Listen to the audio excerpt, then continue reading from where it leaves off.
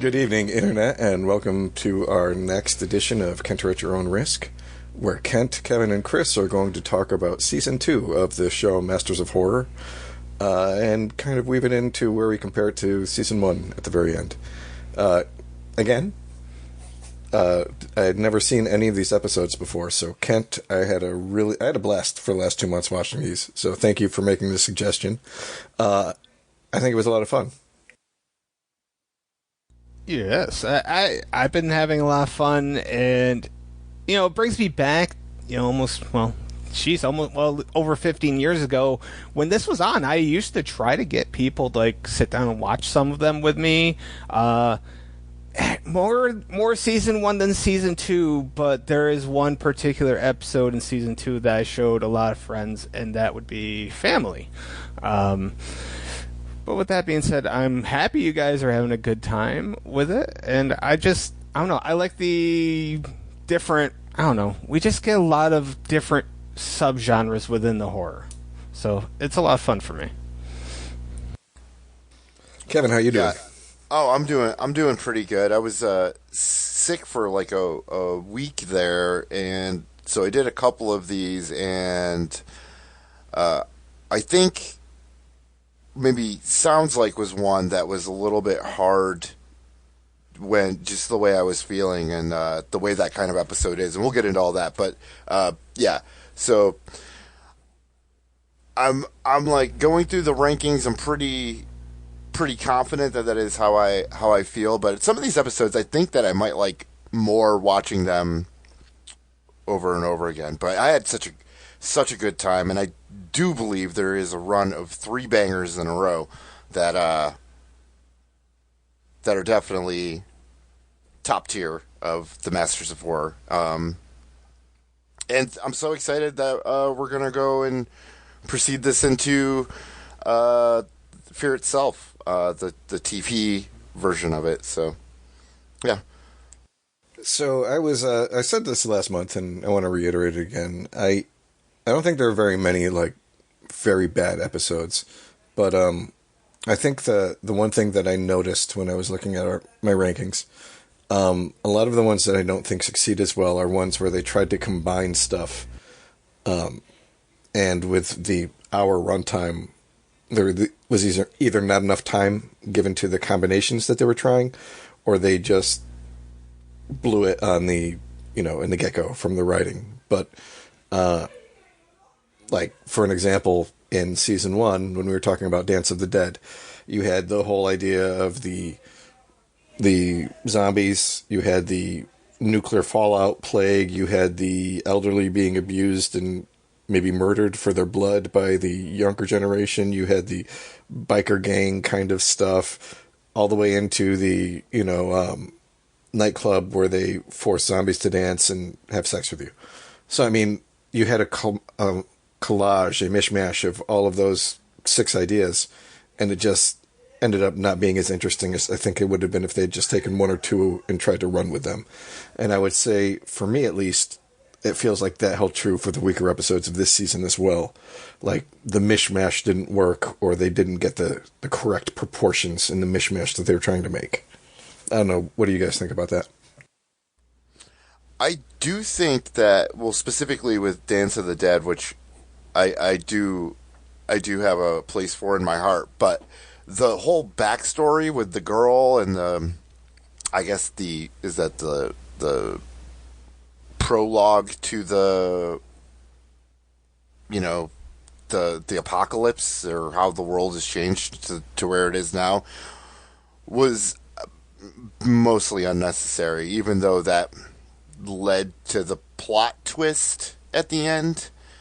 But it was so nihilistic, I don't think it really mattered. But yeah, I think they had too much in there and didn't give enough attention. But there's definitely a couple that maybe seemed a little bit longer to get there because they didn't do enough mishmashing or adding stuff to.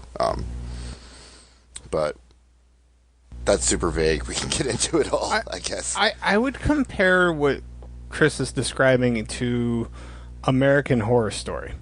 Some seasons, they kind of had a couple of lanes that they chose, and they stuck with them, and those seasons were fucking good. And then some seasons, they tried to throw way too much shit together and just flung it at the wall, and those seasons sucked. So sometimes you really need to have appropriate focus with these things. Sometimes you can combine things. I'm excited to discuss one particular episode that combined two very weird things, but sometimes it works. But too much is, especially for an hour, or actually less than an hour. Usually about 55 minutes a piece. Yeah, just about. Yeah, you kind of got to stick with the main premise, and maybe it's best if the whole thing's not written by Mick Garris. Maybe. I love Mick, but what are you trying to suggest there? I don't know. I mean, I got both Mick Garris. If you actually just notice the episode specifically written by Mick Garris, I don't know. There's a certain level of quality. That's all. So that's all. Are we ready to get into it, guys? Yeah, let's get into it. Kevin, you got the first one, right? I got the first. Yep, I'm going to do The Damned Thing, which is The Damned Thing, episode 1 of The Masters of Horror, season 2, directed by Tobe Hooper. Is that how you pronounce it, guys? Yes, I mispronounced that for so many years of my life. Tobe? Is that it was? I was like, I think it's Tobe. I mean, because Toby ends with a Y, but no. Yeah.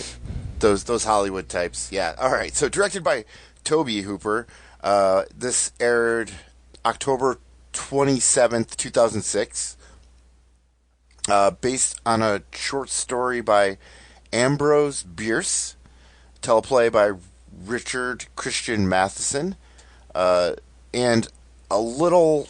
I didn't write any of this down, but I do remember that Ambrose Bierce is from the 20s. Maybe he wrote in the 1910 era. Maybe that's when the story is, but he disappeared. I think he wrote something in, I don't have the date, but 1925 to 1935, and it was this last thing he wrote and just disappeared, and had a few collections of stories, which is kind of odd, but I guess you could probably disappear a lot easier back then. So anyways, the episode. 24 years ago, a boy watched helplessly as his father slaughtered his mother before being torn apart by an invisible force. Now the county sheriff, Kevin Reddles, is still haunted by these memories as the monstrous, unseen force that devastates the sheriff's family and their small Texas community. Now, I really loved the opening scene where the father shoots the mother right after family dinner. It was his birthday, and she's just happy birthday with the son, and then he just pulls out the shotgun, and it gets real weird. And this was 1981, and he tries to kill his son after shooting his wife with the shotgun in the kitchen before he gets ripped apart upside down in front of his son. I think this was a great start to kick off season 2. Then it flashes, or fast forwards to 24 years later, Sean Patrick Flannery, all grown up. Ted Raimi is a priest, and there is a bit of George Romero's The Crazies feel going on here, especially with the flogging hammer scene, which was epic. Most of the episode, the town turns up on its head with murder and mayhem. The girl in the car accident, with her body getting ripped off, just in half with guts coming out of her thighs. I don't know. That was pretty awesome. Marissa Coughlan plays the sheriff's ex-wife, who was a super trooper, Ursula Hanson. Though I do think this is one of Sean Patrick Flannery's stronger performances. I would probably say the strongest is to Ted Raimi, especially with that confession scene with the, I guess, sheriff's deputy talking about trying to win his girlfriend back with a cartoon rat, which there was a lot more to that than I think was necessary. They say everything is bigger than Texas, and in this case, it includes Hell on Earth, especially in all of its outdated CGI glory. There's a lot I didn't add. There was a lot of like characters that were kind of there just for more exposition of, I guess, to kind of say that more happened in, I guess, the opening scene to the entire town than just what we saw with just that family of Kevin Reddles. I believe that's how you pronounce it. All right, I'm going to throw it over to Chris. I liked it. One of the things I noticed in this season specifically is looking at like ratings for a lot of the episodes. There's much more divide. So you saw, not necessarily in this per se, but you saw a lot more like 10 and 1s on the same episode, and especially in one that Kent has. I think we'll get into that. But a lot of ones I saw rank this one really low in the season, and I think it was pretty decent. There were some really decent FX shots, like Kevin mentioned, the one where he goes to help the girl and he picks her up and like her body just comes in half, and they did a really good job in showing that like all of that gore drenched him. Sometimes they'll do like a shot like that, and then the next scene when you have the sheriff running around, he's clean, or they don't keep the like second directing shit going and keep the consistency, but they did a good job with that. The weakest part of this is definitely the special effects for the creature.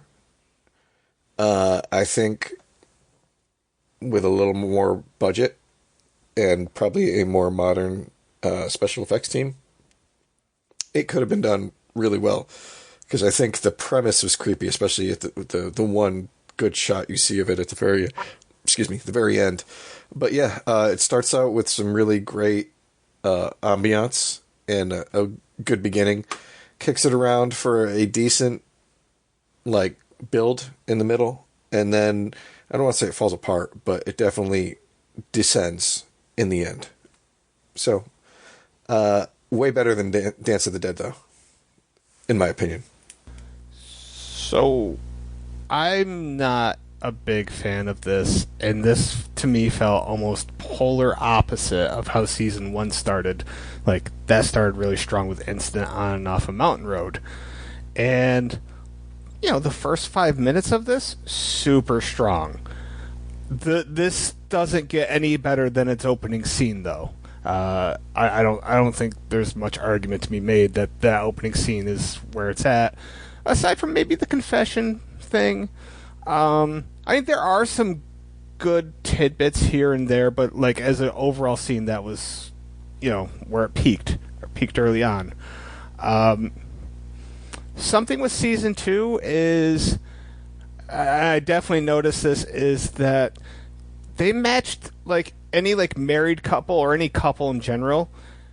Like in season 1, it seemed like the women were far prettier. Like they were way too pretty for their male counterpart. In season 2, they seemed to balance it out. Like the couples looked like they belonged together, if that makes sense. Like what's her face? She looked like she belonged with Kevin. I think I like that better. I would say I liked the hammer scene quite a bit. Ted Raimi stood out to me. The dude that was drawing the Mickey Mouse or whatever, he I don't know if you guys remember him in Freddy vs. Jason. He was Will's best friend. Yeah, Freddy versus Jason. Yeah. Brendan Yes. Fletcher, I believe his name is. He was also in Violent Nights and The Revenant, and unfortunately Leprechaun Origins, but we won't hold that against him. What else do I got here? I wish they would have dived a little deeper into the cause, the why of this entity. I'm still not sure if that was just black liquid or if it was meant to be oil. I'm guessing it was meant to be oil, but what the fuck do I know? The scene where Kevin's scar becomes like a mouth, that special effect, that was probably the best special effect of the whole thing for me. Was it a mouth or an eye? I don't fucking know. Okay, maybe it was a mouth. I thought it had like that third eye. I thought I saw kind of feel, teeth, but it could have been, I don't know. It could was have an been, orifice. you know, the extra head from Imprint, for all I know. I noticed as soon as I saw Dina cutting tomatoes, I wrote, as I was watching this, that she is evil. And within like 2 minutes, she flips out. So, I guess that goes to show that eating tomatoes makes a person evil. So, I always stand by that theory, and I was not proven wrong here. I really liked when he locked like the survivors into the basement, and I'm like, why would you go in the basement? You know that you were fucked as soon as you go in the basement. Yet everybody seemed like okay with this idea of going into the basement.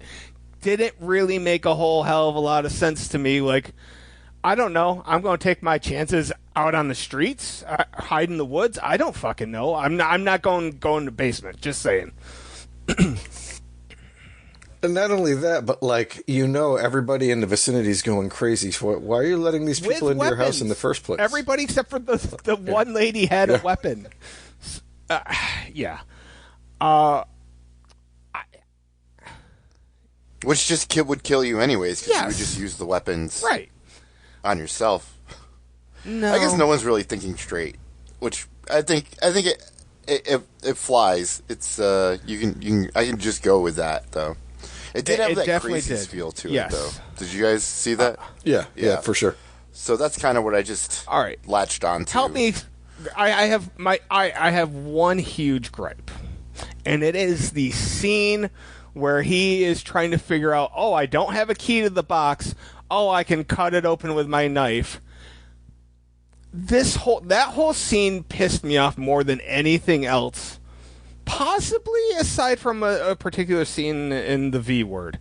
This may have been like the second worst thing I saw in all of season 2. Because, he would know, like, at some point you have this box. You would have shook it to see if you felt anything in it. Like, he finally breaks open, big reveal, nothing. But then he knows enough to fucking peel off, like, a panel. I don't know, that whole thing, the whole ideology was stupid. Why couldn't the articles just been in the box to begin with? Like, why were they hidden? Why was there this empty box and then you had to fucking peel it? It was just unnecessarily wasting our time. That's my opinion. It was one of the most obnoxious things I saw, and it really lowered the grade for me. That one scene really lowered the grade for me. Not gonna lie. I want to know why he had a limp for like his whole adult life when he didn't have one when he was a kid. Maybe it was something that happened in the beginning that we. Why did the monster entity or whatever pick up like the father and like flip him upside down, then right side up, then upside down? Like, it couldn't make up its mind. Because it was awesome. Aesthetically, I thought it was like way over the top and definitely unnecessary, but also necessary at the same time. And I do have a theory about the box, because I rewatched that episode just now, and it is a little bit. When you say it like that, I'm like, yeah, I guess you do have a point, but I think it has something to do with because he's tied to this creature like his father was. Which they don't really explain why it's like this generational thing, but then also that this shit happened in like the next town over. So is it a generational thing? Is it a statewide thing? Like, a little bit more info could have been helpful, right? Because it wasn't strictly a generational thing. More articles. Yeah, more articles. Go, because the articles went back. I think further, so, right? I think they just went back to his parents' generation. Oh, okay. or like his grandparents' generation. Oh, yeah. But so it was like something that happened. So it's like a generational thing. So I think he just kind of knew, and also he is a cop. So I mean, they pull you over, they'll pull out your. Yeah, they'll look for the drugs. Yeah. I guess my biggest question, and I mean this is just nitpicking to nitpick, but like I grew up in Johnstown. If everybody in Gloversville died 50 years ago, I'm pretty sure I would have known about it. Not like it just fucking getting disappeared and nobody knows. Oh yeah, that town just disappeared. Who knows why?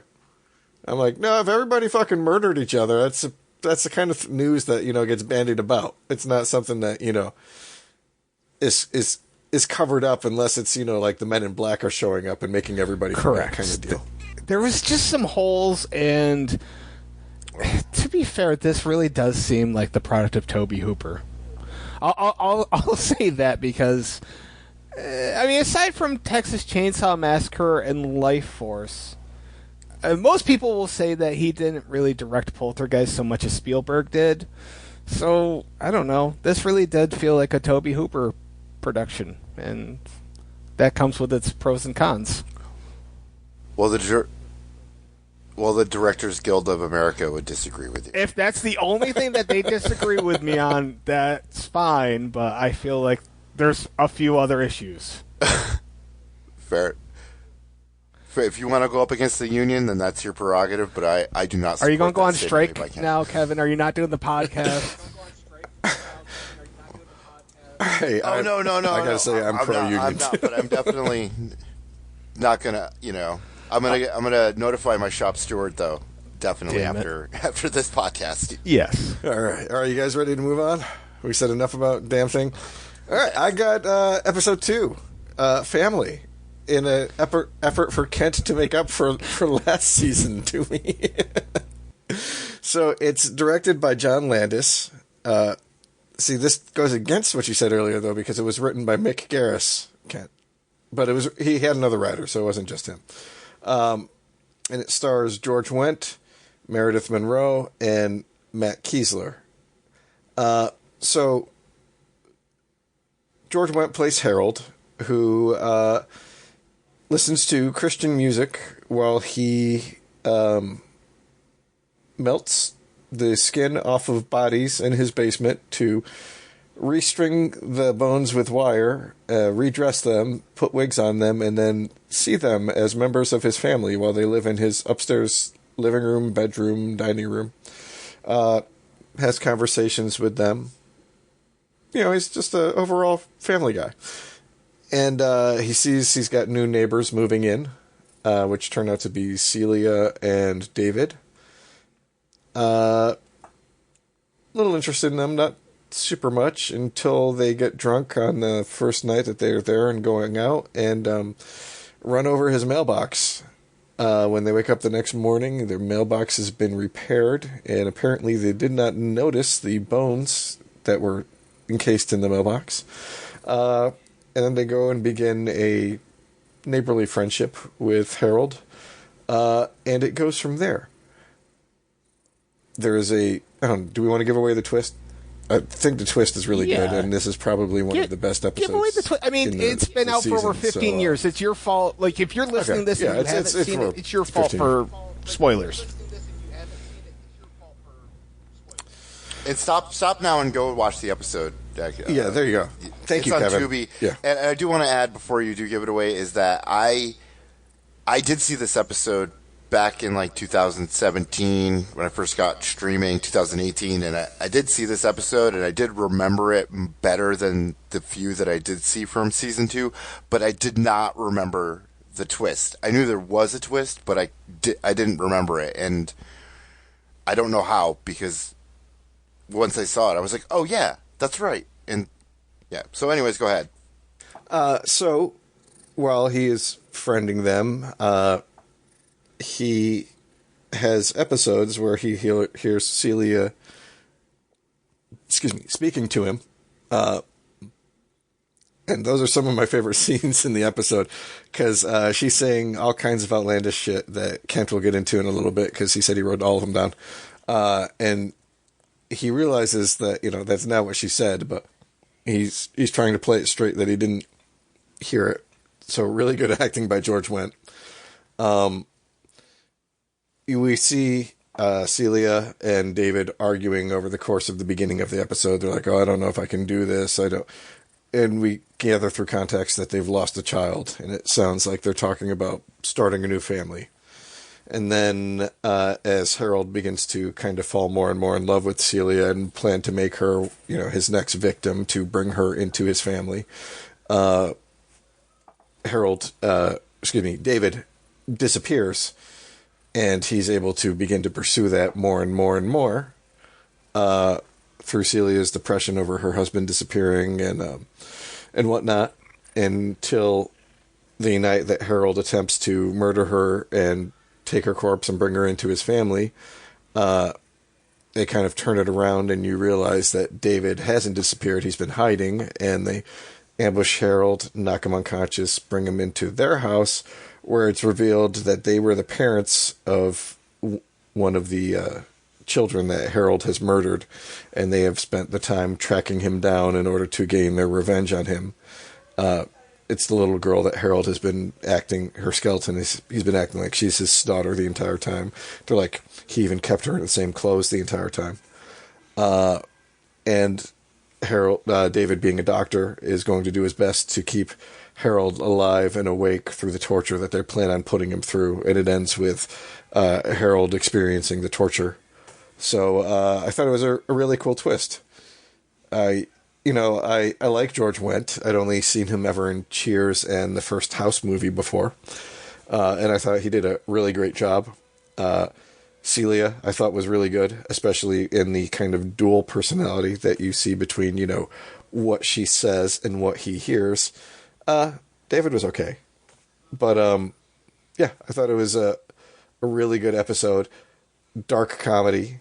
I don't know if we needed quite so much of the scenes with, like, just the Bible music playing in the background where we're just watching him, melt bodies.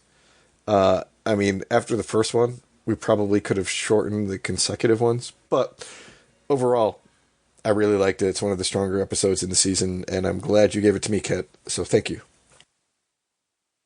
You're welcome. This was absolutely my attempt at leveling the playing field, so to speak. So yeah, like one thing I as I'm watching this, the lady that played Jane, I kind of wish she was played by Marcia Gay Harden. I don't know. That would have been perfect casting. Yeah. Yeah. I love that this whole thing starts off bright and vibrant, and by and large, like, so much of this is a bright and vibrant looking film with such dark undertones to it. And I don't know, like, I guess, yeah, they could have cut back a little bit on the music, but I don't know, it's just like a neat little juxtaposition, I guess. The quote, the perverted things definitely, I'm sure, remind you guys of From Dusk Till Dawn, when Tarantino was thinking that Juliette Lewis was saying whatever shit to him. That's the first thing that pops into my mind. And needless to say, I found these quotes funny. So here's just a few. Celia says, "I'm not really sexually or emotionally satisfied." Another quote, "David has a really small penis. I bet yours is big. Nice and thick and long, isn't it? I would suck your cock until you came so good." And then she gestures wiping her mouth. And just as I'm watching this scene, by the way, I'm having flashbacks. I'm like, oh shit, I definitely had my mom watch this episode with me, and there was a flood of shame washing over me. And the last great quote from her was, "I don't want any more food, Harold. I want you. I want you inside me right now, right here on this table." And yet none of those were the best quote. My favorite quote of this was, "What, did you pick tonight to start getting sober?" I thought that line was great. And George, he has gone on, he did VFW, which has a lot of people that we all know and love. Yeah, I don't know. I don't have enough positive things to say about this. Like, it's a well-known thing. If this was my favorite, because this is the one that I've shown pretty much everybody. And Chris, yes, Mick did write this, but Brent Hanley also co-wrote this, and Brent Hanley was the sole writer for Frailty. And if I look at Mick Garris's writing credentials, he doesn't have a single thing that is remotely as good as fucking Frailty. So I'm guessing Brent wrote like 92% of this. Just a thought. Holy shit! The dude only wrote 3 things: Frailty, this episode, and I don't know, some short. That's right. He wrote fucking Frailty, and that's better than everything Mick Garris fucking touched. Yeah, no, I mean that's for sure. But that's not an argument. Much love to Mick Garris, though. God bless that man. Yeah, he's the one who put this together. Well, yeah, I only have Brett Henley down here, so like on like Wikipedia, it only has Brett Hanley, as a writing credit. So I didn't know that. Was that on the credits of the episode that Mick Garris wrote it? Yeah, it's on IMDb as well. Oh, okay. All right. So, anyways, yeah, this is like suburban American Psycho. I love it. I do, and I absolutely the Quentin Tarantino, Juliette Lewis stuff in From Dusk Till Dawn definitely came to my mind in that first scene with them. I love the granny bath. I think the bath scenes is like the real part where they use gore, and I do feel like because they have KNB special effects teams, a lot of these episodes kind of like have to fit in places to utilize it, even though the story may not need it as much, but it's part of what makes horror fun anyways, for me. I think the high school scene was incredibly creepy and very almost like Todd Solondz, and almost went too far, but really I think that's just because I really want to like George Wendt throughout this entire episode, even though he's the bad guy, but we follow his perspective obviously up until the end. And so that little girl is that couple's Sarah little girl, right? is their daughter that quote unquote died of cancer, which was their story. But yeah, that was a great twist because we see her the entire time and we don't realize that. John Landis really knocked this one out of the park. Great job, setting the bar very high for season 2. Almost, I would say it's better put together than The Deer Woman, which I love, but we can get to that later. Yeah, and I thought Meredith Monroe made a great final girl up until, I guess she still did, but yeah. I don't think final girl applies here. Episode. That doesn't apply, does it? If the twist hadn't been the twist, it might have applied, but it's the twist. Yeah, so no, I got you. Yeah, she did a great job. She seemed very natural. And like you can tell George Wendt can act. Like I would say it's probably just his body type that would have lent him to not getting more like leading roles. Just based on Hollywood bias. And she kept up with him great. Like you can definitely see when people can't act, as will be coming up in the next episode. But she did a great job. They both did. Yeah. Jesus gives me water, but George Wendt gives me acid in the basement. That's all I have to say about that. I feel since then I have seen at least 2 different movies that kind of did a similar twist. Which, I mean, this was kind of like Psycho with a twist of sorts. I feel like the movie, I think it's called Captivity, had a similar twist to this, actually. So, I don't know. I feel like this twist inspired others to make very similar things, and that's not a bad thing, because this was just really, really well done. All right.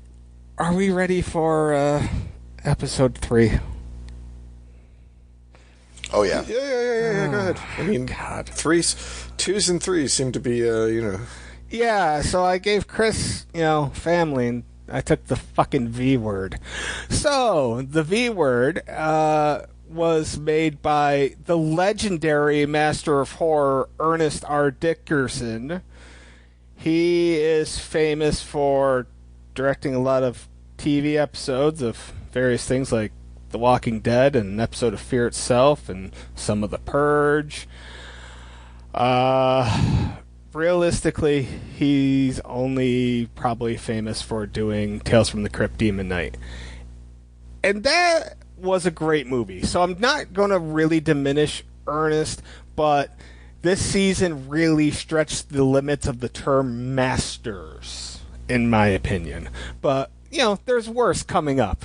I'm not saying there's worst episodes, but I'm just saying worst directors labeled masters.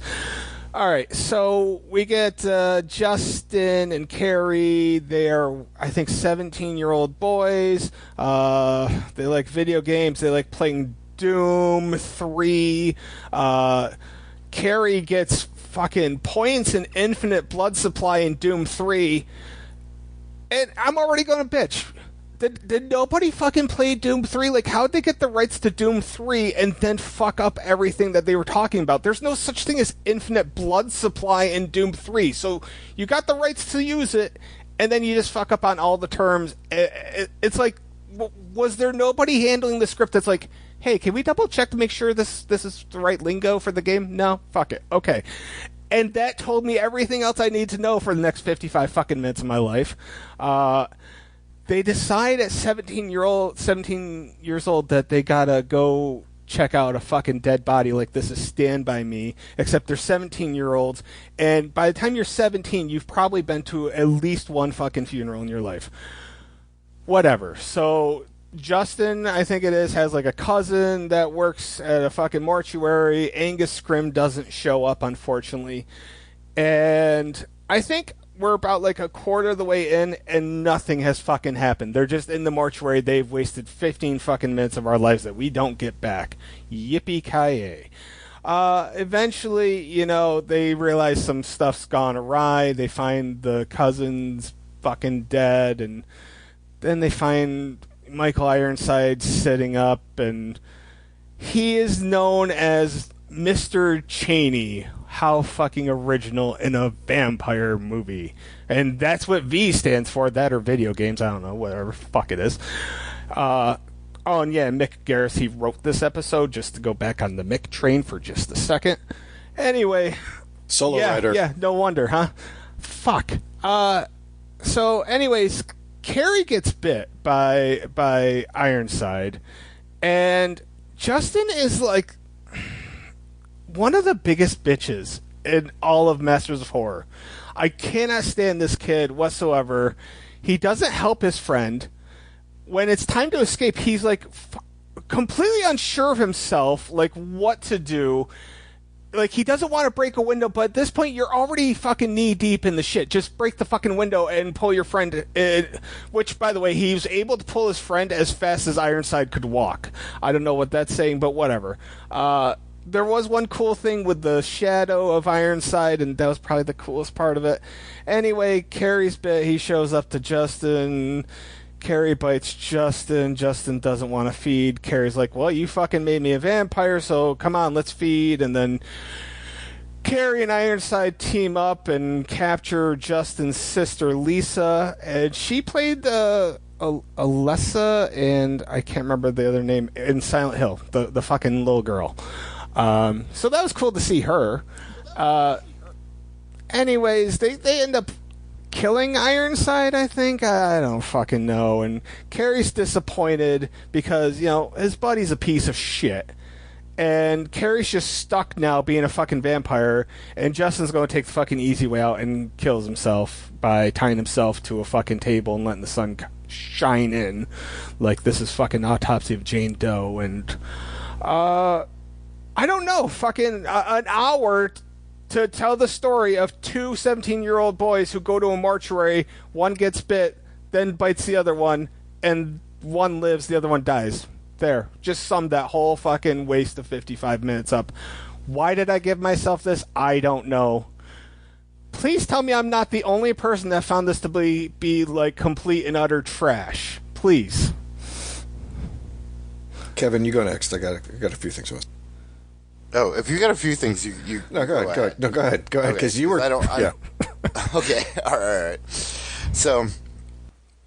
Yeah, it really took me a lot to not interrupt Kent when he was like, why the Doom 3 thing? I was like, because it was written by Mick Garris, and he's never played Doom in his life. Like, it is old men trying to write dialogue for kids, and it's so outdated. And I guess, I don't know, geek shit is just the way that it's, like, made, I don't know, the way it's portrayed in this, and even with race, is just very, like, it almost wouldn't make sense anymore, because almost probably half the population owns a PS5 or something, PS4.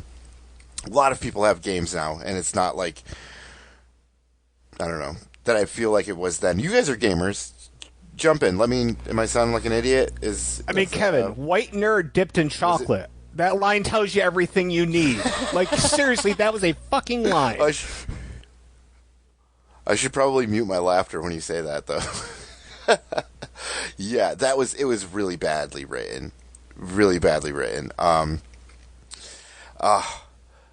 I did like the cinematography a lot in the funeral home in the beginning. I had that kind of classic scenario, very cliche though, very cliche. But I did like the effort that Dickerson put into the or maybe it was just the cinematographer, but it was really meant to be like shot well. I think when Michael Ironside shows up, the whole thing kind of falls apart, unfortunately, and I don't think that's Ironside's fault. I mean, he showed up and did the job okay, but yeah. Basically, the coolest thing that happens in the first half is the water through the neck gag. That was awesome. That was really well done, actually. Yeah, that was really, and it made up. And that shadow scene, too, I thought was great. And I thought most of the CGI was terrible, but you could tell that it was probably used in that scene. And it was kind of quick with the arm shadow. That was great. That was... Yeah. And then really up until they fuck up Ironside does, where they, go after the zombie vampire, like, if we decided which one he is. And I do like, even though, I guess just because it made it kind of fun, was that, like, it wasn't like, I don't know, it was like a zombie vampire, because they're just ripping out parts of their neck. There's no, like, vampire, the little vampire dot hole, fang holes, fang scars,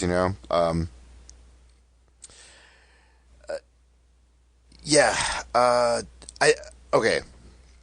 So I'll end with this in my part. So the story is messier than the blood on the dude's mom's carpet, which I think is a metaphor for the entire episode, especially when the kid tries to clean it up and it's such a half-assed job.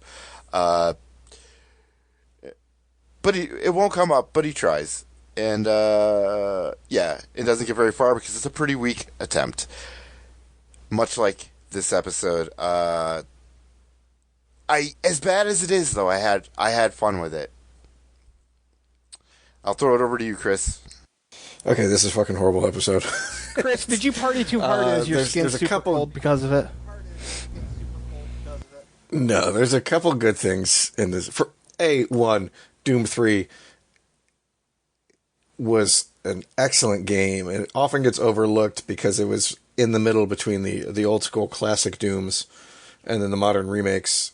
But it was so atmospheric, and it was one of the best uses of light and dark in a video game. And making you have to pull out your flashlight to see, but not being able to carry a gun at the same time was awesome. So yeah, the fact that they fucked it up was a fuck up. There were two things I liked about this episode. One was the special effects, because they were decent. The throat shit with Carrie, both in the initial getting the throat ripped out and seeing it, and then the water coming through. Both good jobs. And I found it interesting that the vampire was a pedophile as well. Make of that what you will. I totally missed that. No, I didn't really Kat? want to go there. Okay. Yeah, they bring Back up to that you, Mr. Chris. Cheney, when he was the high school teacher, was fired for diddling little boys, or boys their age, which is probably why he turned them instead of just eating them. So I mean, make of that what you will. But overall, yeah, it was not a very good episode. One of the interesting things I saw was very often they're able to use makeup to cover up blemishes and what have you on the actors. But there were a couple of scenes of Justin from the side where you can straight up see that they didn't have the makeup proportion right, and they had it covered, but he had like bad acne, and you could like see it. It was bad. Which took me out of it for a second, because you don't normally see that in productions. Michael Ironside, as much as I like him in a lot of the things I've seen, welcome to the party, Richter, was not good in this. And the worst was probably the guy who played Carrie, because that last line on the bus when he's like, I never drink wine. I'm like, such a shitty tone-deaf delivery of like one of the most iconic horror lines in the history of horror movies. Wait. You're saying Carrie was the worst? I thought Carrie was the best actor in this one. I thought Justin was the one that sucked the most. Justin was bad. I think Carrie was like, just think about that scene on the bus, man. Like how stilted that. Yeah. The daughter, the girl, Jodelle. I really liked her in Dark Matter. I liked her in Silent Hill. Yeah. She's the best. She was like 6 in this. So that tells you a lot right there. Was it reminiscent to Demon Knight on the bus? Scene to the end of Demon Knight? I mean, not very close. That's trashing Demon Knight by comparison. Yeah, I get where you're coming from, and actually some of the special effects seemed kind of familiar from Demon Knight, but once again, that is just pissing all over Demon Knight's legacy, unfortunately. There is a really good throwaway line from the mom that says something like, "Oh, good catch, Canseco," which I will say for non-sports fans, just go to YouTube and type in Jose Canseco, ball hits head, and that joke will ring so much more true. It's kind of a funny little throwaway line that they actually got something right, unlike Doom 3. Don Chaney. All right, we good? Solid. I'm good on this one. I think so.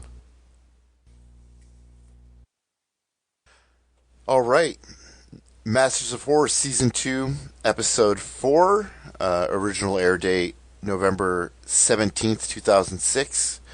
This one is titled Sounds Like, directed by Brad Anderson of Session 9 fame. Short story by Mike Driscoll, and teleplay by Brad Anderson. So this is a story of Larry Pierce, an ordinary man blessed with the gift/curse of extraordinary hearing that drives him to the brink of insanity and forces him to take violent action to silence the horrific cacophony in his head. This one, they really amped up the sound design. Also, I thought the score was kind of a standout. I'm actually a semi fan of Chris Bauer, who plays Larry. I'm a big fan of The Wire, season 2, and The Deuce, and he was also in True Blood, to give him a little bit of horror cred. This episode is very slow moving after it establishes its premise and the sound of flogging a dead horse up to halfway through it. Solely held together by Chris Bauer's performance for most of it. Up until the dinner scene of Larry and Brenda, played by Laura Margolis, who was actually the pinup girl in The Strangers. Did you know that, Kent? I sure did. It's written in the blog already. Okay. Oh, okay. All right. I got excited when I found out that. Yeah, me too. Yeah. That it was like, whoa, really?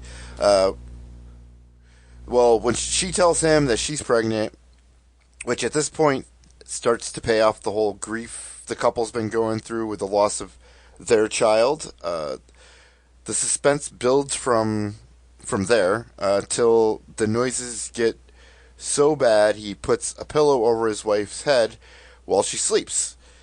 And I like that sort of the message at this part of the story is that killing your pregnant wife makes all your problems go away, or life exponentially better. Suffocate your wife, quiet life. Then the noises come back and drives him even crazier than when he goes to visit his son's grave, and the sound of the worms in the grave drive him nuts. And also why he put the pillow over his wife's head was just basically the sound of her eyeballs fluttering while she was sleeping, with her eyelids closed. So this entire episode, I wasn't sure if I really liked it or not. I think in some ways it would make a better Twilight Zone episode, or even maybe like Night Gallery. I don't mean to interject, but Okay. as I was watching this, it reminded me of a Twilight Zone episode, except the main guy is overly loud and irritates everybody around him. So you are on the right path with that. Yeah. I wouldn't like it. Just felt like that would be like, even maybe haven't watched any of the Twilight Zone episodes really, except for the original series. But yeah, it just had that kind of feel. But it would be probably like an updated version of it. This would, I would say, I don't know. There's not like a lot going on. It is very tame in gore. I am satisfied with the ending, but like a lot of it gets cut out. I don't know, like even when we don't see him put the pillow over his wife's head, and we just kind of like, I don't know, go assuming that he killed his wife, but there's no real payoff to that. They show it in the very end, but it's not like a reveal or anything. I don't know. And I don't know. It had a lot of great tension. I just don't think it fully pays off, even though I didn't, totally hate this episode. And a little bit, I'm not sure. I feel like this episode I may like with more viewings, or maybe not. But I'll. What did you think, Chris? Okay, this is a disappointment because the director has done 2 really great horror movies in Session 9 and The Machinist before. And I mean, not to mention True Blood, but Chris Bauer was also a Machine in 8mm, which kind of straddles that line. I think 8mm was definitely one of the sources that Carpenter pulled from for Cigarette Burns last season. But this is not a horror episode. It really isn't. Like you said, I think it would have made a much better like Twilight Zone, or maybe like an Outer Limits kind of thing, because we never even tell if this is something that's legitimately occurring or if it's just a psychological thing because of the dude's trauma that he's going through due to losing his son. They cut away from all of the violence that we could potentially see, like you said, which is basically just smothering his wife and cutting his own ears off. But there is one legitimately creepy scene with the dude on the bench when he starts confusing him with his son, that I think elevates it at least above the V word for me. Outside of that, I mean, it's some good performances, and it could have been an interesting concept, but this is one where like they had a good concept, and they just failed the execution.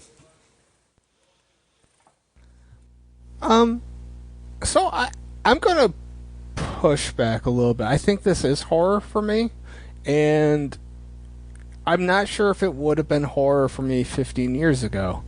But I will say this episode rings true to me because ever since I've had the concussions, all of a sudden, like, sounds can get amplified in such a way for me in my head that it wasn't nearly, like, as bad as this guy. I don't have as super sensitive hearing as this guy, don't get me wrong.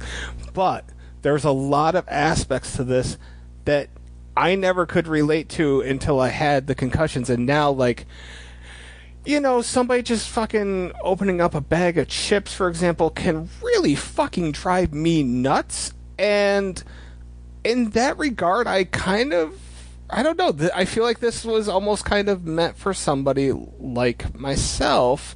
And this really is a story, kind of like Session 9 in the fact that it is a story about a man's descent into madness.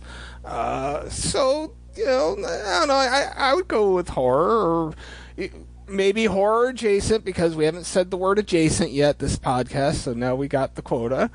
Plus the cutting off the ear, the fucking mice in the wall. I don't know. I thought Chris Bauer carried this as well as he could. He didn't have a ton of substance, and this could have been 40 minutes long. They could have cut 15 minutes and probably would have improved it. Like, they almost kind of dragged it on a little too long when it was abundantly clear what, I don't think anybody watching it was like, oh, did he or did he not kill his wife? So, I don't know why. There wasn't really a need to drag it out as long as they did, other than to bide time. I liked the scene where he was with the therapist. I found that scene to be quite interesting, I guess, for whatever reason. With that being said, I would say that this episode is mediocrity personified. Like, it's not the V word, but it's just, if you never watch this again, you're not going to sit there and go, geez, I maybe I missed something. I don't think anybody really gives two fucks about it. Like, there's, out of every episode, this is one you're probably not going to revisit. Or if you do, you might revisit one more time just to see if you missed something, but you probably didn't miss anything, to be honest. That's my thoughts. Okay. Okay. Oh, I'm up. So, episode 5, pro-life. I gave myself this episode because of Ron Perlman, and then I forgot about how dividing this fucking... Divisive. There we go. Words. This is divisive, but it's also John Carpenter, and John Carpenter did Cigarette Burns, so, like, I don't know, you're kind of expecting something good, and I'm not saying this is bad, I'm just saying, like, expectations were really high. What we got was, like, Assault on Precinct thing. Like, it is Assault on Precinct 13 mixed with The Thing. That is what this is, and you add an abortion clinic to it, and the guy who played Jason Voorhees in the reboot of Friday the 13th as a fucking demon daddy, and, that's what you got here. This is basically Assault on Precinct 13, but with like. I feel like they reuse some of the shit from The Thing. I'm not sure. Like, I don't know if there's anything written about this that can, state whether it was or not. But that fucking baby creature looked very much like that. Anyway, we have a story here of two people driving a car. They work for an abortion clinic. They almost hit a girl. They bring the girl in. She is pregnant. She says that she's only a week pregnant, but it is very obvious that she is further along, and her belly increases in size as the hour unfolds. She also has a very religious father in Ron Perlman, and he doesn't want her to get an abortion, and he has 3 sons that are going to help him make sure that she doesn't get an abortion. But he has like some restraining order, so he has to be 500 yards away, and I gotta say, there's 2 people in this that I feel sorry for. Obviously, the girl, Angelique. And the other one's the security guard. I don't know about you guys, but I felt horrible for that guy because he had the worst job, in my opinion. So, the security guard's dealing with this shit. Ron Perlman comes up with this idea. Let's fucking cut the phone cord line. We're just gonna fucking get in. They kill the fucking security guard. They break in, assault on precinct abortion clinic. People get shot up. She gives birth to the fucking demon. The demon fucking comes up from the floor. It is a fucking. This is batshit crazy. And there's lots of religious. There's a ton of religious stuff. And aside from the religious stuff, the one scene I guess that made me feel the most uncomfortable is after Ron Perlman's character Dwayne and his son, I think it was Caleb, but it could have been Cole. I don't know. I get those 2 confused. After they shoot up the Dr. Kiefer, they fuck his hands up and then they pin him down to a desk and they're like, this is what you do to your patients. And they take a knife and they create a hole where his taint is, and then they give him an abortion. And that was a fucking scene, if there ever was a scene. That was the uncomfortable scene. The demon baby, whatever. It was kind of silly. Like, after everything we just seen that seemed... Most of it seemed kind of grounded in reality, aside from her stomach being so fucked up. We went from something so, I don't know, you could see how this could play out with a religious family, to going straight up demon stuff. I don't know. It was very weird. I can understand why some people would hate it. Some people love it. I feel like some people hate it just to mock the people that love it, and vice versa. I'll be honest, I fall somewhere very much in the middle, because there are parts of it that I thought was done really good, such as the scene with Kiefer, such as, I don't know, I liked everything to do with the security guard. Like, I liked all those scenes. I didn't really care much for the dude who played Alex. I know he was, like, in a TV show called Royal Pains, and I think he's a good actor, but I didn't really like his role. I don't know, like, the performances were fine. The dickhead dad with the young blonde daughter, I really liked him. He was over the top dickhead, but he was enjoyable in his own little weird way. Like, he was the perfect kind of guy to be there. This, to me, didn't... even though it borrows from 2 of Carpenter's most famous things, this just didn't feel like Carpenter to me. I don't know. Maybe I'm wrong, but it just... I don't know.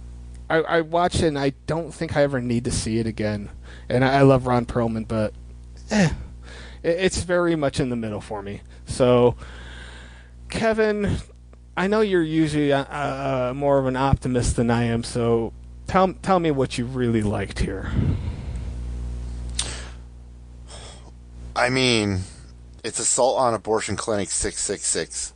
It's so good. It's so good. The ultrasound scene was great. I actually don't have a lot of notes on this, but I just... had so much fun. Ron Perlman, and I liked what Mark Feuerstein's. They're back and forth between the fence. I did read some of the reviews after we were talking about it in the group chat. He gets beat up a lot in this, but I like the back and forth between him and Ron Perlman. And when he says I think that you had sex with your daughter, I believed him. I thought he was completely convincing and was perfect for that character. It's so weird, this episode. It does feel like it could be a TV or a movie of the week, but then it's just over the top insanity with the whole satanic shit, and I just love it. Even it's not the greatest special effects, but just the fact that it decided to go there, and how absolutely strange it is that it's all about Ron Perlman is all about God and country, and yet he doesn't want his daughter to have an abortion, even though that she was, we'll say, raped by Satan. It's so strong and over the top, and I don't really want to get into the whole issues part of this, but it's just crazy, and I don't understand how you could really even almost take it super serious because of where it lands. That's what I meant to say that. I regret not saying that. How do you take this seriously? How does it fire you up to be that pissed off? It's so all over the place, and you go from worrying about a pop quiz and algebra to getting fucking raped by a demon, and we're taking this seriously. Cool. Yeah, I mean, I guess Ron Perlman kind of delivers it in that aspect, and that scene that you were talking about too. I'm glad you explained that, because I don't think I could, but it was just and it went on for longer than you would expect, and I loved that aspect of it, that it just kept going and going and going. And I do feel there is parts of it, of what you said, Kent, that it doesn't feel like John Carpenter, because it goes so far into it, but then it has little bits and pieces of, you said, obviously, Assault on Precinct 13, I think, is the most obvious. The Thing creature, I thought the exact same thing. A little bit of the Mouth of Madness. And then even maybe They Live or Prince of Darkness. I thought the music was great, at the camera work, the special effects. I mean, in a way, it is a movie of the week, as it is, the fifth week 5 of Masters of Horror. But it just, I don't know, it delivered. It warmed my heart. I love action movies, and this had that going for it for me. And there's not a whole lot of action in these episodes. I mean, there's an incident on and off of Mountain Road, which was a thriller action in its own way, and but yeah, just and it was appropriate for the story too. So they all had, when they're going through all the guns that they had in their car before they they were about to go into the building, Ron Perlman and his kids. I was pumped. It was I had so much fun with it. So I guess we'll throw it over to you, Chris. I'm really kind of mixed on this one. There was a lot I liked about it, enough that I ranked it pretty high, but there was also a lot of shit that just didn't make any sense. And when I say that, I mean it from a story perspective. A lot of horror tropes were in this. They cut the phone lines, but this is what, 2007? 2008 when it's coming out? I even had a cell phone at that point. If I'm running an abortion clinic, I probably don't want it to be out somewhere where there's no cell signal, just in case something like this happens. I guess my biggest problem with the episode is with Ron Perlman's character. I think he did a great performance, but,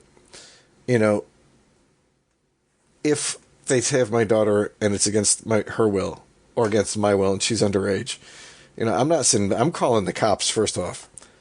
And then, if I'm breaking in and we've already murdered the fucking security guard, which I thought, incidentally, was a pretty decent special effect for the bullet wound. Although, as I pointed out, the bullet wound moves and disappears when you see the body on the ground after the initial headshot. I don't know if I'm worried about, shooting up the front door to get in instead of sending my sons around the entire thing for 15 minutes to try to figure out if there's another entrance. And then lastly, I break in. I've already murdered people. One of my sons is dead. And I know my daughter is going to be going through an abortion. I hear her screaming when I'm breaking into the place. Why do I stop to torture the doctor who just killed my son instead of rescuing my daughter first? So a lot of nonsensical decisions, but like you guys both mentioned, it's kind of like over-the-top nonsense, nightmare fuel. The baby animatronic was horrible. The monster suit was just okay for the demon. When he shows up, I love how both of the doctors just run away and lock themselves in the room without even, bringing the daughter with them. They just leave her. Fuck you. How funny is that? And then, at the very end, are you okay? Yeah, exactly. Exactly.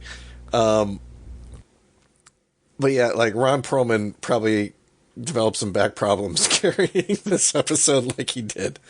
One of the things I did like was, even though the doctor was prepped for, the case of an attack, he wasn't, he was like what I would imagine a normal person who doesn't have a lot of, military experiences with guns. He's fumbling the magazines. He doesn't have his bulletproof vest put on correctly. He's misses a lot of his shots. So kudos to that for a little bit of realism.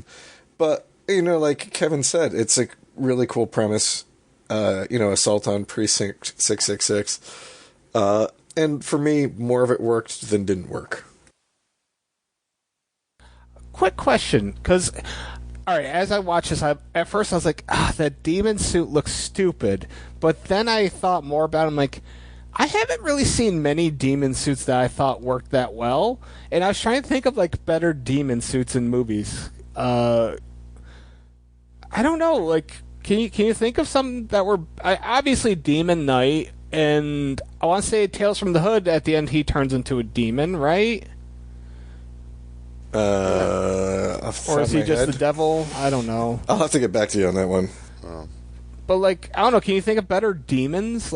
Obviously, this demon suit was better than, anything from Night of the Demons, aside from the lipstick scene.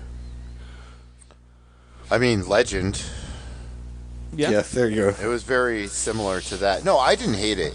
I didn't hate it, but it wasn't like... I don't know. It didn't blow you away, right?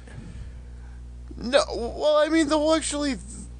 The fact it reminded me of 1960s Godzilla. You could tell it was a dude in a rubber suit. The fact that they went there and this is what was happening at the end of this episode, if that happened at the end of Assault on Precinct 13,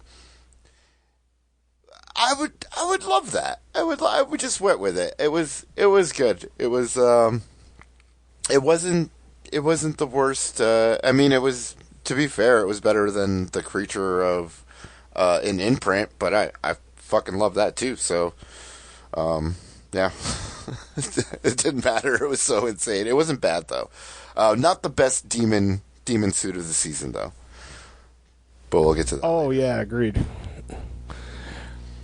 All right, that wraps up pro-life and its divisiveness.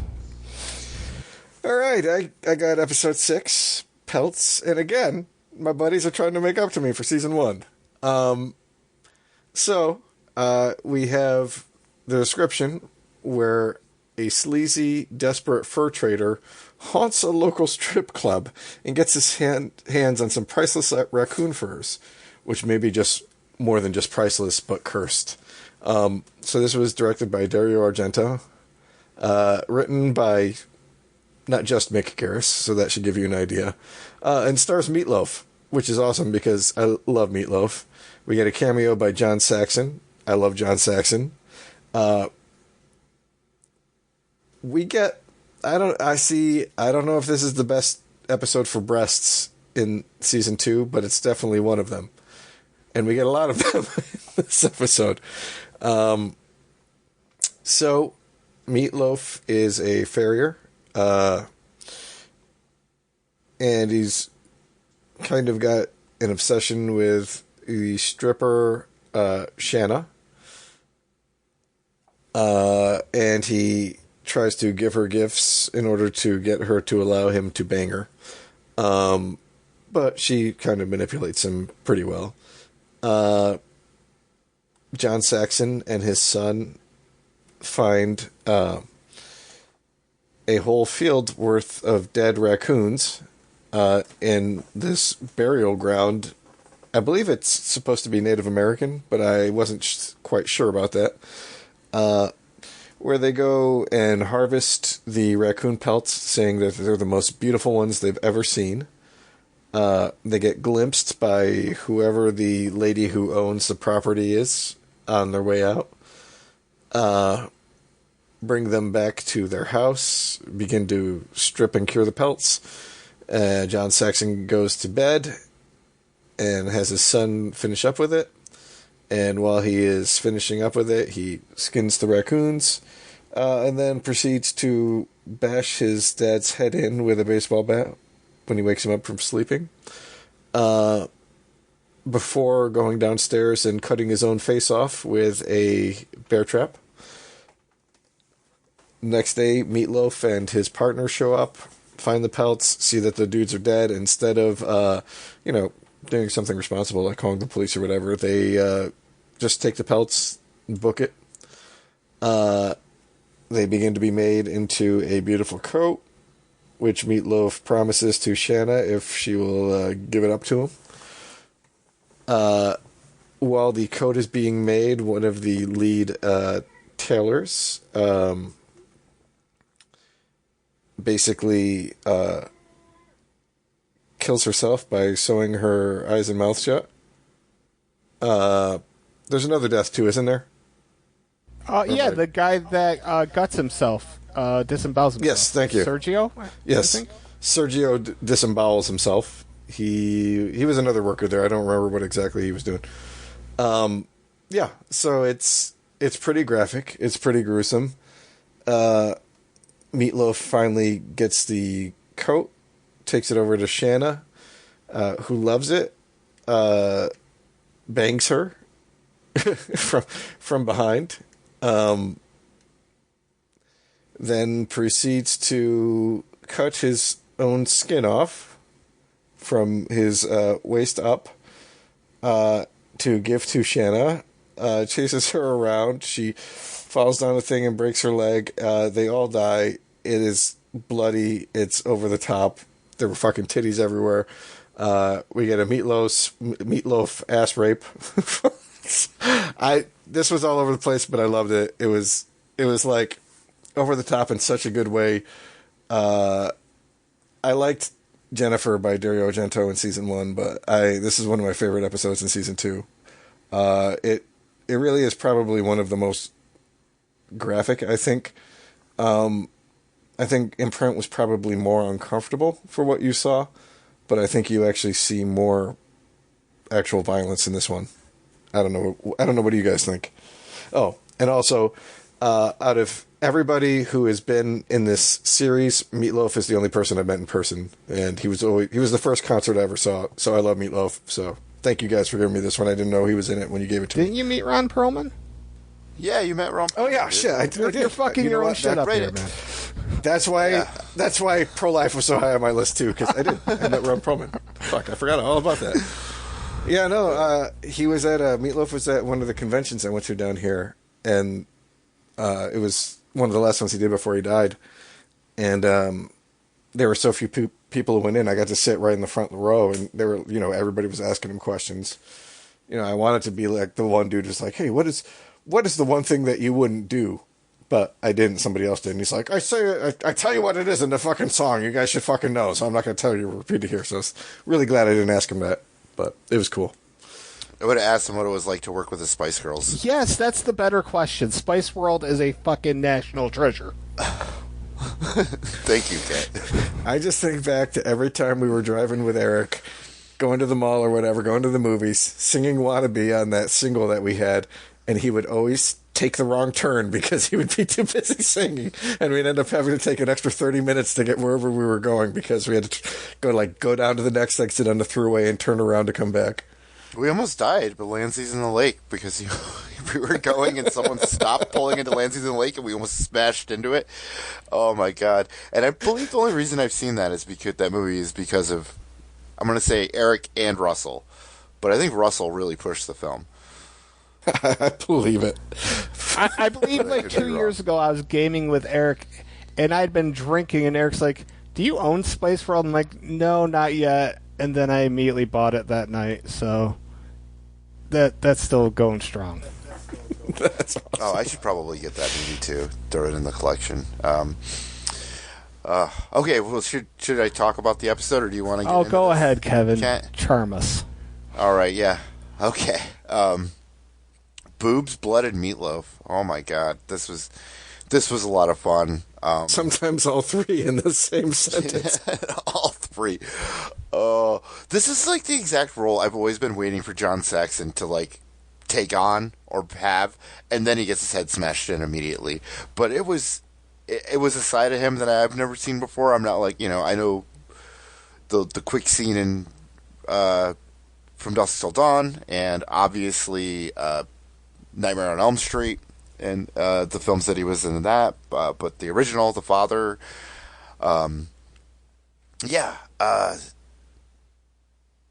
so I guess raccoon pelts equals banging a stripper equals goals. It was it was so good, and I really believed Meatloaf, like his, not that, I don't know, like his train of thought that led to that. Yeah, I mean, take away the fact that like it was magic raccoon pelts or whatever that was, and like I thought it was interesting of how they did the, I guess, after effects of like the guy who had his head in the bear trap, and you kind of like, oh, okay, so like we're not gonna see it, and then it like goes back immediately after the scene for some reason to show you what happened. Like, I actually did enjoy that. Can you believe those pelts though? It's like borderline Extremity, or it is Extremity, which I think a comparison to Imprint would be very close, but it's definitely more fun and I'd say ridiculous. And really, I think the only confusing part about it is when Chris said Meatloaf rape. I was expecting Meatloaf to get raped, and that didn't happen, right? I'm sorry, my bad. Even again, you're like, Meatloaf ass rape, and I like picture him getting ass raped by like a mink jacket. Like the mink jacket comes to life that like on the stripper after it rips her apart, but like Meatloaf did to her butthole. That would have been just as interesting. Yeah. So I think I was a little disappointed. So on that, it was a little bit of misdirection on that. But the girl who plays the erotic dancer, I almost feel like that she was one in real life because she kind of like played that part because very, very well, and she, and the character was kind of written that way of like, she really did, I would say that scene was basically consensual, minus, even if there was not like the whatever power of the mink jacket, like I bought it, and that she agreed to it anyways, because I think she says something about it, like it's worth the jacket or whatever. But I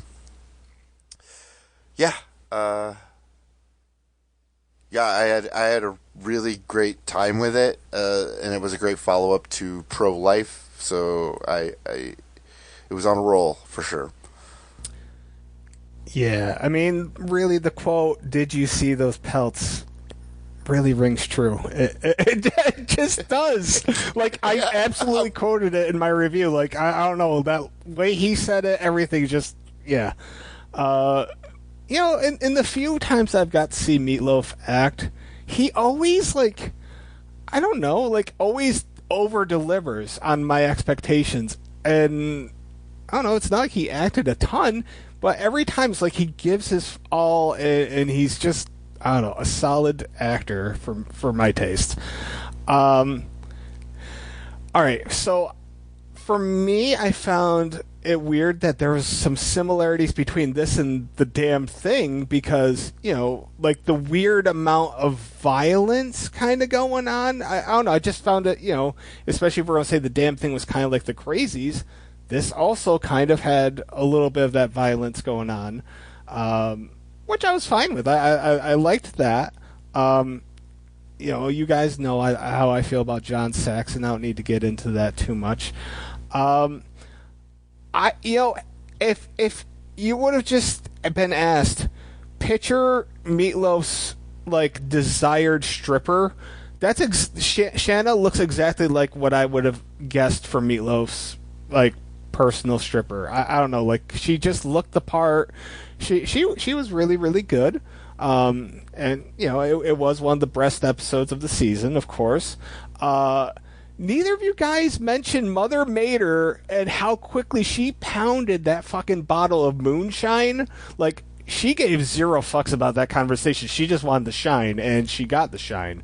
I kind of found her scene pretty interesting, like, with all the raccoons, like, looking in through the window. I don't know. That was a good scene. But it kind of, like, happens in the middle of, like, so much other batshit crazy that, like, it just, you forget about it once it's over, because, more crazy shit's about to happen. I'm still not sold on Su Chin Yao's death. Like, okay, so she sewed her eyes shut. That wouldn't kill you.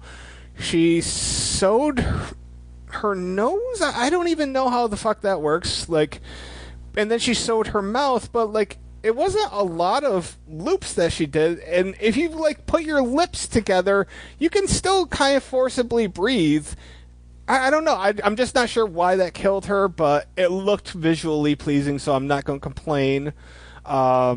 This episode taught us, like, don't think with your dick. Did you see them pelts? Like, is that not the moral lesson here? Just don't think with your dick. If Meatloaf don't think with his dick, he's fine, but he thought with his dick. One observation I had.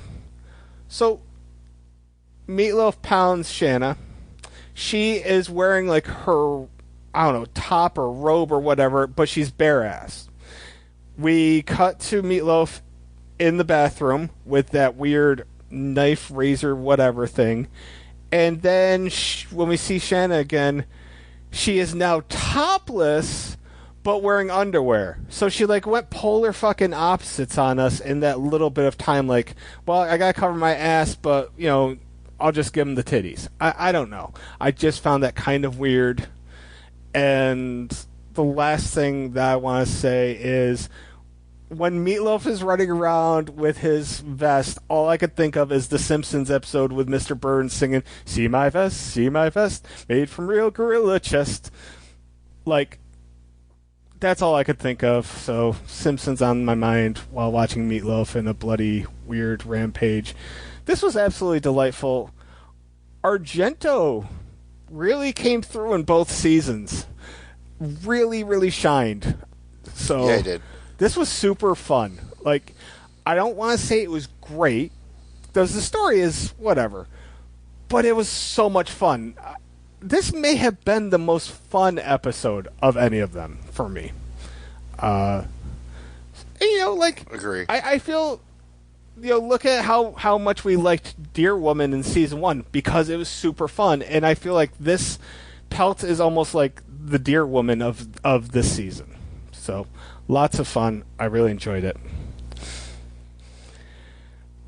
Can you believe those pelts, though? Did you see them? Mm-hmm. Did you see them? Yeah. Jesus Christ. Oh, and I actually know why she took her bra off, because she was standing in the mirror and she wanted to see what the jacket looked like without. And they couldn't show full frontal, It's like of course. It covered up the boobs. Yeah, and probably that, but also he probably didn't want that meatloaf back in her booty, you know? Yeah, it was One too ride big. was I enough. mean, didn't she Yeah. say that? Yeah, she did. Yeah, he was like a Coke can, but more like a tray of meatloaf. Meatloaf and George Wendt are too big and thick this season. Oh man, how about those pelts though? All right. All right, we good with episode 6? All right. Yep. All right, Masters of Horror Season 2, Episode 7, The Screwfly Solution. The original air date is December 8th, 2006. Directed by Joe Dante. And we'll say The Howling this time for his Master of Horror credentials. Short story by James Tiptree Jr. and teleplay by Sam Hamm. A nightmarish plague spreads across the globe, transforming men into killers who attack every woman that crosses their paths. I like the Nat Geo style opening credits about the Screwfly, right into the beginning of Rash of Homicides, with a Texas man who kills his wife, claiming God told him to, which is very reminiscent to the Larry Cohen film, God Told Me To. And also I like that in the context of the intro, which is, like National Geographic special about the Screwflies, that in terms of the damage it does to the cattle is it's livestock and in like millions of dollars. So it's all about money towards man. Is not the fact that it's killing all these animals. They put it in dollar terms. Anyways, over the summer, a rash of femicides break out all over the world, which comes to the notice of Anne, played by Carrie Norton, whose husband, Alan, played by Jason Priestley, and his colleague, Barney, played by Elliot Gould. And they're working on a solution to an insect problem in the rainforest, which turns into an enzyme which could be used to stop the violence towards women through these outbreaks that are on the news. The stripper slaughter scene, starting with the barbed wire for brass knuckles, is so intense, revolting, almost beautifully shot and edited, and how it depicts how women's sexuality evokes violence from pent-up macho rage, and just how disgusting it is. Watch out for those crypto chicks, because they are the worst kind. This is almost like a Nat Geo special called When Catcalling Goes Wrong, with Anne and the daughter, Anna. Is that her name? Amy. Played by Brenna. Amy, yes. Amy, I can't read my own writing. Played by Brenna O'Brien. While they're walking to the car. It reminded me of that, like, I guess probably around like 2011, 2012, where they had like that internet video of a woman walking on the street and just showing all of these guys catcalling her, of like what it is to walk in a woman's shoes. The whole, I'm not getting into all the details of the episode here, because I am going to be a little bit all over the place, because this episode just hit so many weird thoughts and emotions. But when Jason Priestley, who was working on this enzyme to stop violence towards women, or at least to suppress the sexual rage towards women, starts coming under the influence of it, so obviously the enzyme isn't working, and the scene with his daughter, and he like feels her up, and then like within a minute later his daughter is defending him. It's just like all this, like, like victims of sexual abuse defending their abusers. It's so weird. There's so much going on in this episode. I really enjoyed it. I thought it was super crazy, and it kind of, I don't know. The only thing, and it's almost like a critique for this season, is that does it seem to you guys that this season is super like issue conscious, issue crazy, issue oriented, like really deep diving into stuff, right? Yes, yeah, like it's really big on social issues. Yeah, but did you see those pelts? Yes, yeah. That one is the moral of that story actually is never fall in love with a stripper, but which in this episode they totally go to the opposite side and just murder them when they're like stabbing that girl in the. Oh my God, stabbing her in the stomach. That scene, it went on a little bit too long. And with the mom, or like I guess the grandmother, the mother, Jason Priestley's mom. Is it his mom or mother-in-law? I don't know. I thought that Bella and Barney were I thought Barney was a work colleague of Priestley and Bella was just his girlfriend or wife. I don't know if it... Oh, okay. I think. Yeah. But like she kind of played like a grandmotherly role in this, so. But then Barney doesn't have to worry about murdering the women because he's gay and he's not attracted to them. So I doubt he and Bella were married. Good call. Yeah, I didn't feel that either. I think they were just like family friends. Like Barney is a work colleague, and so was Bella. Oh, okay. I don't know. For some reason, I pictured those two living together. Yeah, I mean, save on rent. There was some context maybe that they might have been married back in the day, and then he figured out. I don't know. That's probably reading more into it than like a 57-minute episode wanted to have. Oh, there was a lot. There was a lot to get into this. I will say that. Have you guys seen the show You on Netflix? I have not, but it's on my list of stuff to watch. Okay, so I have. You have? I have not.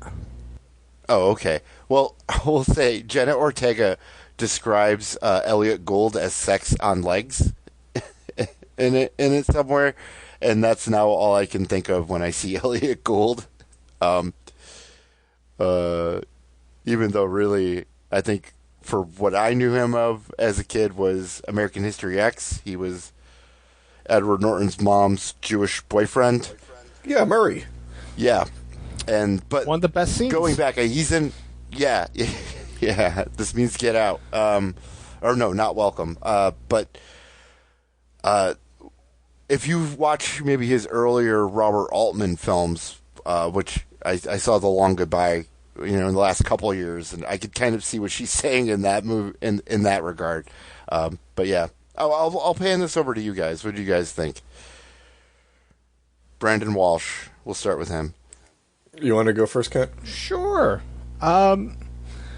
This is one of those things that I know I shouldn't laugh at it as much as I do, but even though it's issue oriented, the delivery is I don't know, we'll take the construction worker.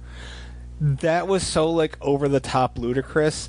It was, I don't know, I found it funny. And then like the immediate fallout of that was the guy, honking his horn at Anna or Ann, whatever her name was, and then driving off and just running over two women like it was nothing. Once again, I know it's not meant to be like funny, but at times like it was, I don't know, there was like a little bit of slapstick almost to it that I appreciated. I like that we got monthly updates. They gave us nice expectations. Everyone get monthly updates throughout the whole thing. The guy in the very beginning hosing off his driveway, like that whole scene really set the tone, and for like an opening scene that was really, really well done. Kevin already elaborated. The strip club scene was really well done. This one is almost like a series of scenes that are either there or really well done. So I think the construction worker scene was well done. Bella interviewing the private that killed the stripper, I thought that whole thing was good.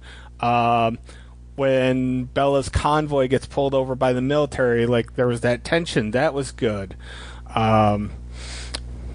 A little weird, but Amy hearing her parents fucking, that was a weird thing, but it was still, I don't know, there was some kind of comedy to that.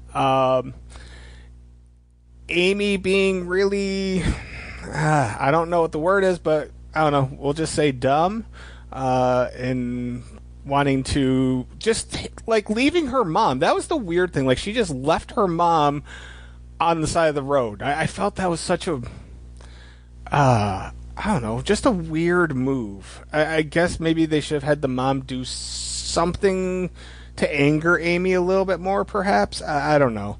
It seemed... Besides shooting her father? Yeah. I don't know. I feel like there needed to be one extra step to really get Amy to be like, fuck you, Mom, I'm leaving you on the side of the road to get killed. Like, that's a pretty big leap. To go along with you, Kent, to back you up, you know that there is a worldwide virus going on where men are murdering women.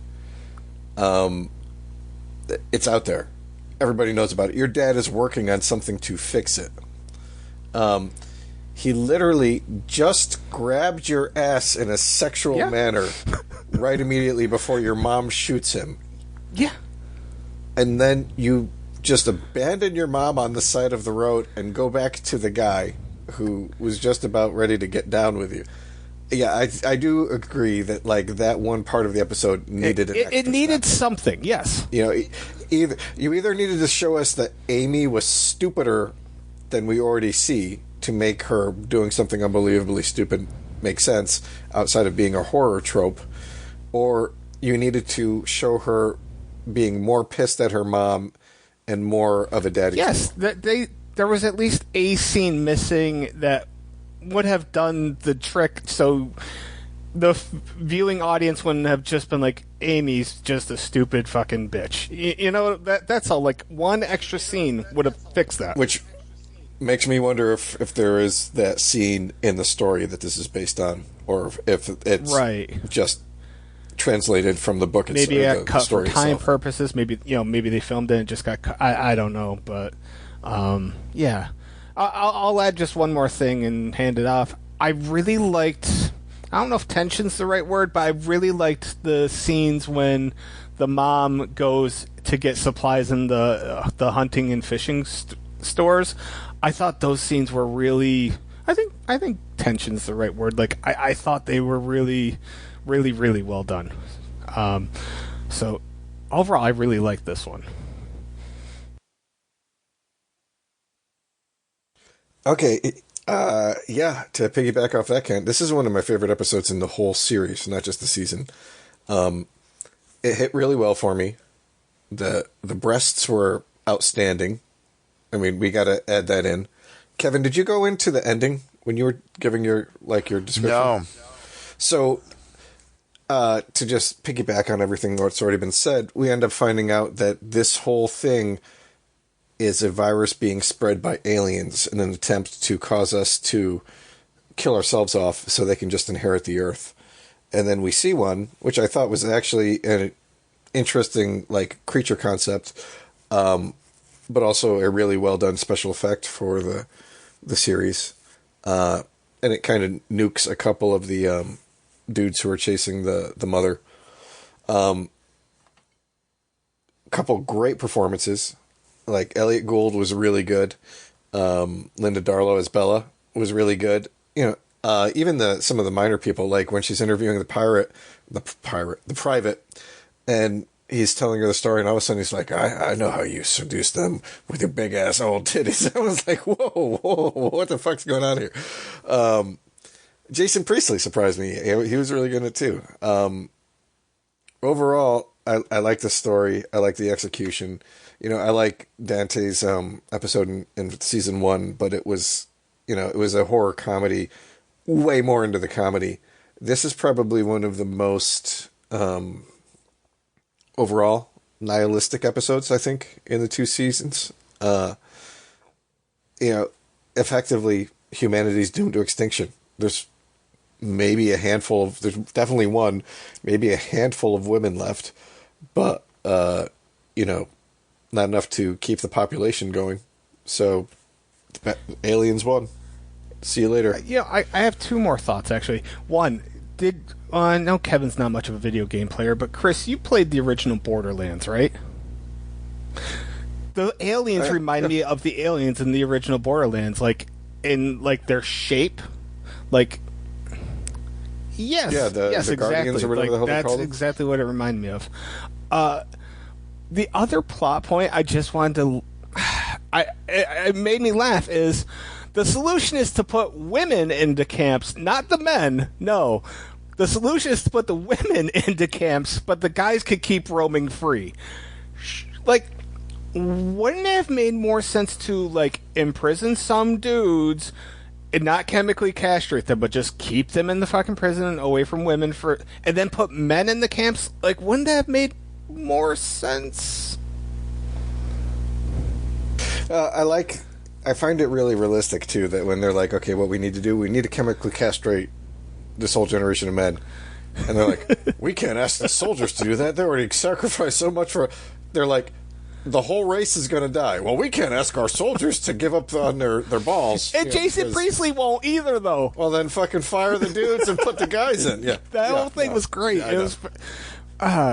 once again, I don't know if it definitely wasn't played for laughs, but... I just couldn't help but laughing. I don't know. Did you guys laugh during this, or were you not laughing at all?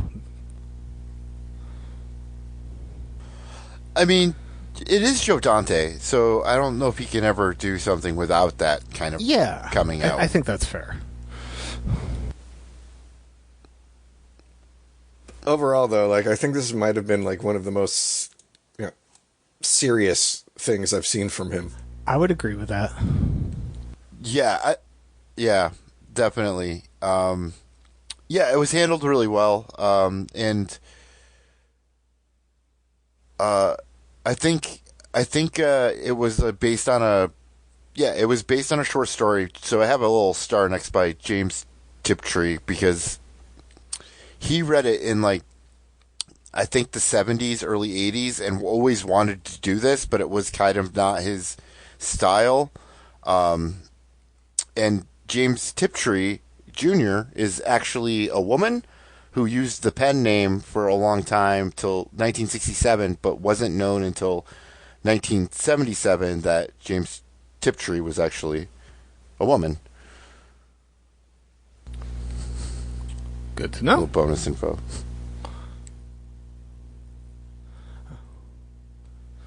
Sweet. So I we think, ready to go on? Oh, sorry, Kevin. Yeah. Oh no, I think we're good. Oh wait, I do want to say one thing. Though I mentioned God told me to, and like the aliens thing, it is like very similar to that kind of also. Like God told me to is almost like a precursor to, say, like the X-Files. Yeah. I mean, are we 100? All right. Are we 100% sure that they were aliens and not angels?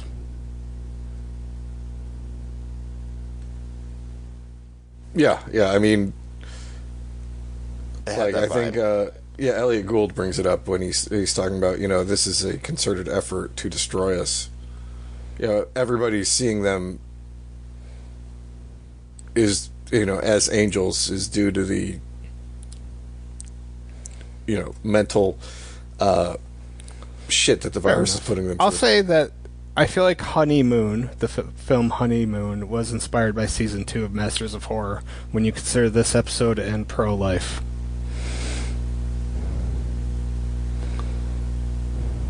Yeah. Definitely at least a couple scenes in it. I need to watch that movie. It's always there, like in my watch list, but I never. I don't think you'll be upset with it. yourself for not.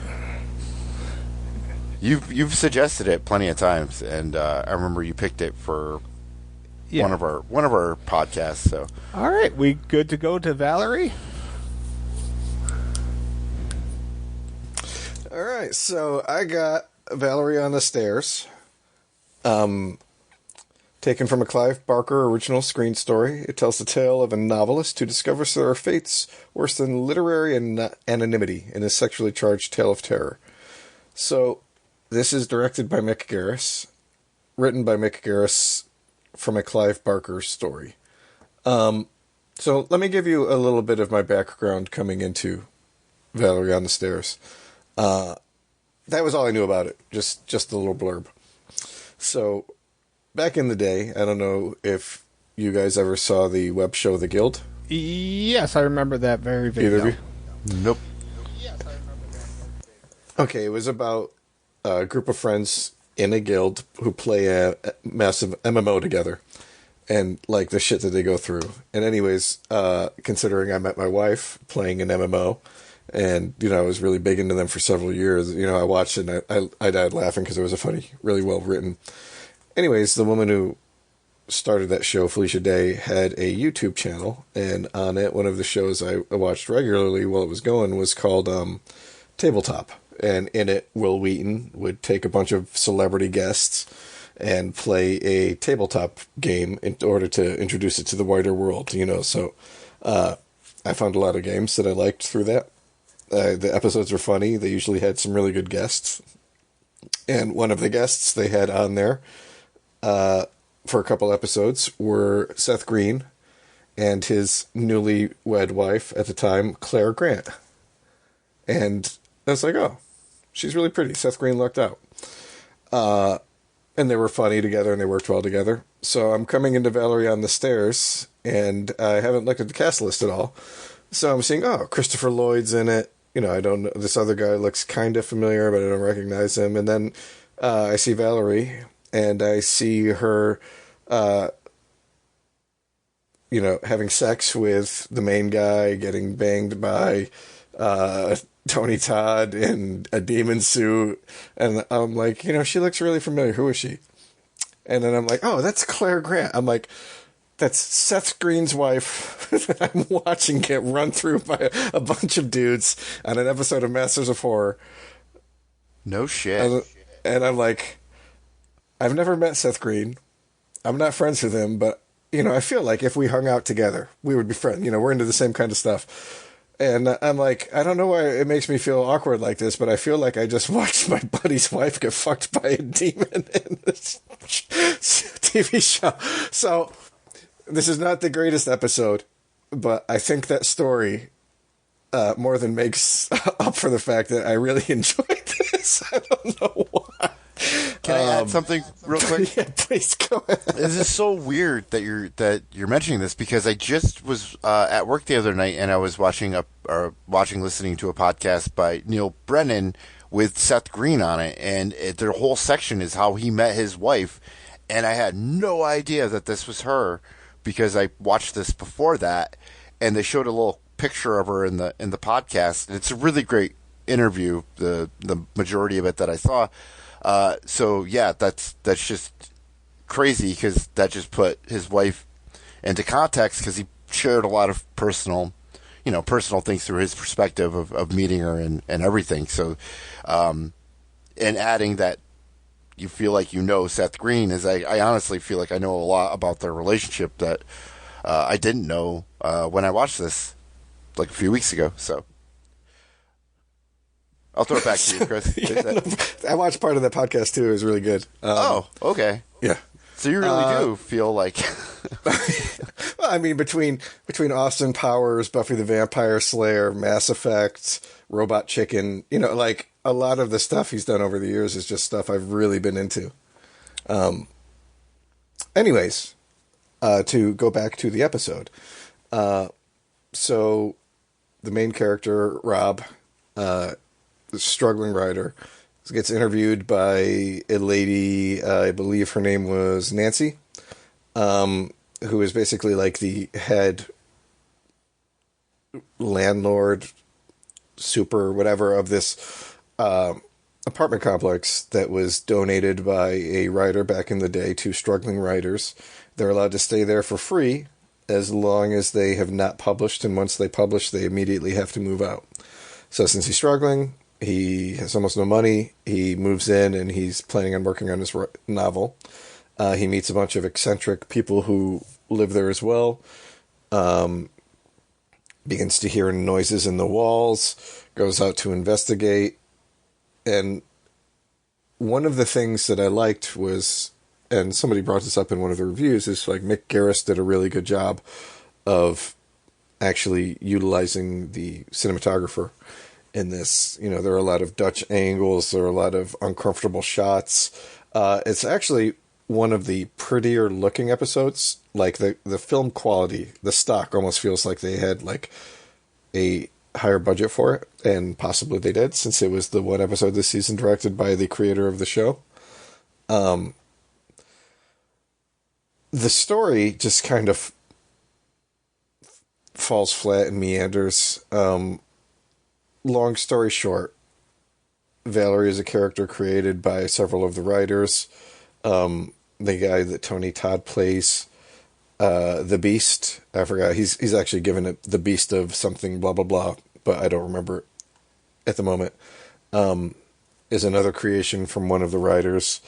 They've been working on a story together and collaborating, and it's become real within the context of the apartment building due to the amount of, residual potential energy from all of the writers over the years. So they're all murdered one by one. Rob manages to get inside the walls where the Beast and Valerie are. He confronts the Beast, jobs him like super easy, and the guy bursts into flame. He and Valerie are going to escape the house as police officers are showing up because gunshots were heard and they think that Rob might have killed one of the other authors. They go to walk outside. She's like, I can't go outside. And he's like, no, come on. Pulls her outside through the door and she just disappears. And then as Rob looks on, he realizes that he was created by the authors too, as he turns into a bunch of papers and flies apart. And we get the ending that, and thus Rob Hannessy was never published as an author. I like the twist. I think it was just the execution that let it down. But overall, this was a okay episode. Christopher Lloyd is really good in it. Tony Todd was wasted. Claire Grant was really hot, but like I said, it makes me feel dirty, like I'm watching one of my buddies' wives naked. I can see the elements of Clive Barker in it, and I think it probably would have been better if Clive Barker had been the one to direct it. But it was definitely, for me, better than Mick Garris' season 1 offering chocolate. I don't know what you guys think, but I think the most enjoying part for me was telling that story of the lead up to it. I give it a D+++, just D plus Tony Todd. I really, man. So what I like in what could have been worked on a little bit better in the beginning is when it's Rob, the main guy, walks into the Heiberger house. There's a abandoned hope sign in front. And if they made it if they put it just a little bit later on, it would be perfect with when they put directed by Mick Garris over top of it. But this wasn't actually all that bad. The devil grabbing the chick during mid-bang was pretty hilarious. I had a lot of fun with this. The Tony Todd demon, or the Beast, ripping out Homeboy's spine was pretty rad. The sex scene between the demon, or the Beast, and Valerie was I don't know. I thought it was hopeful to really flying the Clive Barker flag pretty high, but it doesn't quite all the way get there. To quote Christopher Lloyd, this is not a fucking ghost story, but ghosts do be fucking in this story a lot. And I actually liked how this came together, or maybe how it all falls apart. I'm not quite sure how to say it. And part of me doesn't like this, especially like the whole build up, but like the end part of it, I didn't know where it was going to land, both narratively, cinematically, internally. It shifts from like romantic ghost story and almost to like a Stephen Kingish thing to, because of all the writers, I'm sure, to, a dark, erotic Clive Barker monster movie, to almost an amazing story at the end. Yeah, D plus So, Tony Todd. I think with season 2, I think you can almost say there's 3 tiers. There's like, in my opinion, I think there's 5 episodes that are like top tier. Then you have like this middle grouping, then you have the bottom stuff. This is very much in the middle for me. As I was watching it, it did drag on, and I was cautiously optimistic that something cool would happen. I really didn't remember how this played out. And the end played out in a way that I found satisfying. The last, maybe in like the last 10 minutes actually made the whole thing worthwhile to me. Saved it from being it saved it from being in the V word territory. I don't know. I wish that something could have been better in the first at least 30 minutes of this. I don't know what you do to make it better, but it really did drag on for me. So I was super excited with Claire because I found her immediately attractive. I was like, can we get a butt shot? And we got a butt shot, and I was really, really thrilled with that. I think Claire was probably the most attractive girl of season 2, so props for that, because that did help a weaker episode. I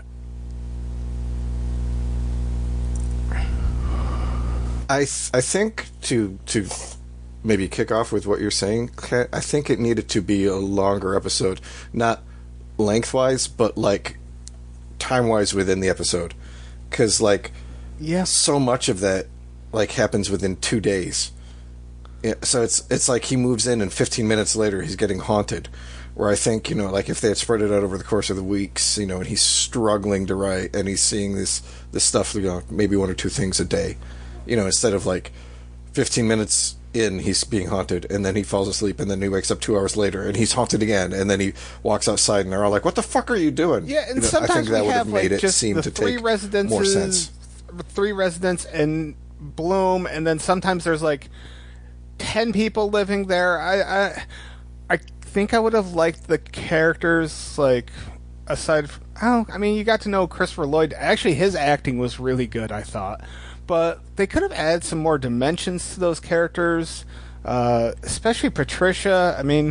We just know that she's pissed off because she dropped her vibrator. Okay, cool. Yeah,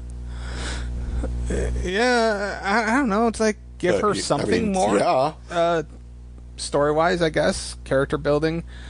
I would say that one of the oddest things, and it is such a stupid nitpick, but that's what I do, when at the very end, after Valerie, disappears, the cops are out there and they're like, drop it.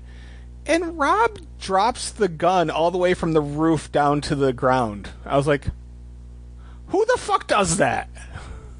It's just I don't know. Wouldn't you be afraid of the gun going off by doing that? Like, that just seems like a really bad decision. I don't know. It really was a waste of Tony Todd.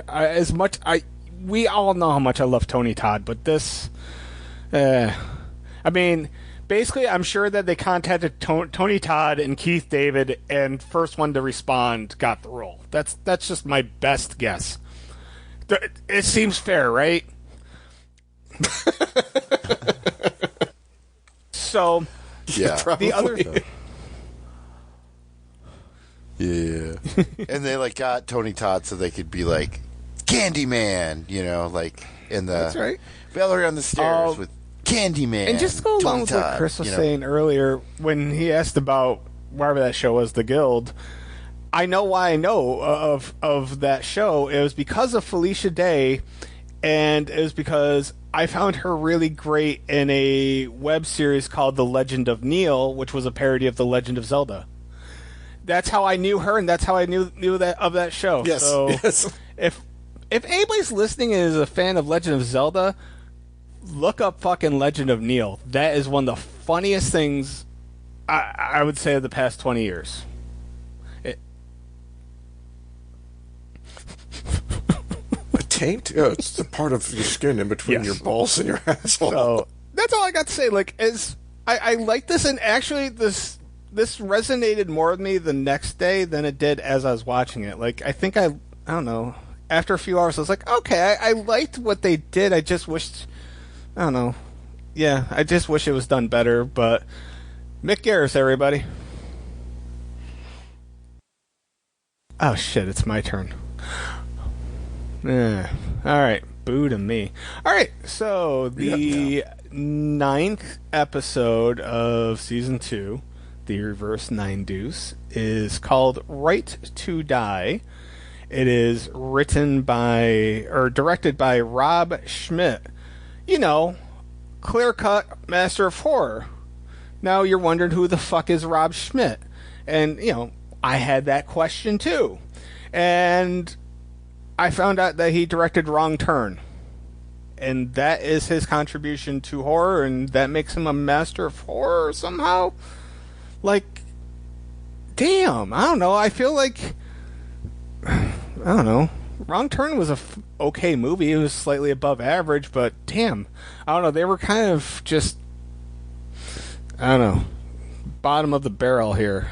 And no offense to Rob Schmidt, but really, his credentials aren't that great. But I say all that, and yet we have one of the sneaky best episodes of the season, at least in my opinion. For a cast, we have Corbin Burnson. That's a name I knew of. He was in Major League 1 and 2. Robin Sidney, who plays the whore Trish, she has been in all 7 of the Evil Bong movies. A true champion of cinema. Yeah, I didn't really know shit about these people. So we basically have the story of a couple. They're driving at night. She's going to smoke her last cigarette, and then she has something to show the dude. And then he runs into, I don't think it was a full-on tree. I think it was just like a large-ass branch, and fucking flips the car. Lots of gas coming out, and then she gets set on fire, and she has a really bad time. He survives. She's alive, but in the, least sense of being alive. She is just being kept alive by machines. She has no skin. She barely has any lips. And so, as I think Chris, one of you two alluded to, in a season full of like touching on issues, this was another issue episode. This one about, DNRs and all this other shit. So, as the story unfolds, we learn of this guy, Cliff. His sordid past. He cheated on his wife. The wife's name was Abby. Cliff cheated. Cliff is a dentist. He cheated on her with a girl named Trish. Trish was just in it for the money. Abby apparently comes from a wealthy family. Anyways, everything kind of unfolds kind of neat. And you know that there's a big payoff coming. Abby can start like fucking haunting people even though she's still alive, but the power of pissed off, vengeful lady, whatever. Anyway, bad things keep happening to Cliff, including being in a bathtub or hot tub and like getting his skin burnt, including getting his dick burnt. But like the next day, he's able to fuck Trish, and I'm sitting there thinking, I don't know how I'd feel about trying to fuck a girl with a burnt dick. I don't know. Just seems like one of those things I wouldn't want to even try to do. But Cliff, he's a fucking champion, right? We get Ira, the lawyer, who is clearly in it to get his percentage of the profit, and he gives Cliff, he gives him legal advice, and it's not even that it's I don't want to say it's the right or wrong advice. It is advice that's going to benefit Ira. It's self-serving advice. He wants Cliff to, not to pull the plug on Abby. But Abby keeps haunting, and we eventually find out what really happened in the car was Abby gave up smoking because she found out she was pregnant, and she wasn't going to allow Cliff's bitch ass anywhere near the baby. Then they have the accident, and Cliff lights the fuel on fire, so he was just a complete and utter shitbag the whole time, which, I mean, they were very clear about this the whole time, but it was kind of next level dicketry to light your wife on fire. I think that's fair to say. That's next level dicketry. There was a lot of cool things going on, and the pacing, I think the pacing, this never felt boring to me, which, I don't know, some of these episodes really do drag on at times. This always kept up good pace. I was always intrigued. And then we get like this, I want to say this is like the most Tales from the Crypt type episode, because Cliff needs a skin donor to put some skin grafts on Abby, or else she's going to die within 12 hours. Cliff ends up sedating Trish, peels off her skin. The effects for this was kind of cool, and like I paused it when we see her without any of her skin, and like just the suit that she's wearing actually looks pretty cool. The fleshy muscle suit, I guess. So anyways, he brings in a cooler full of Trish's skin, and it's just dripping blood all over the place. Come find out Abby died that night. He didn't answer his phone. And then he just leaves, still with this cooler of blood just dripping. Nobody's really worried about this in any way, which, once again, this is why I feel like it's Tales from the Cryptian.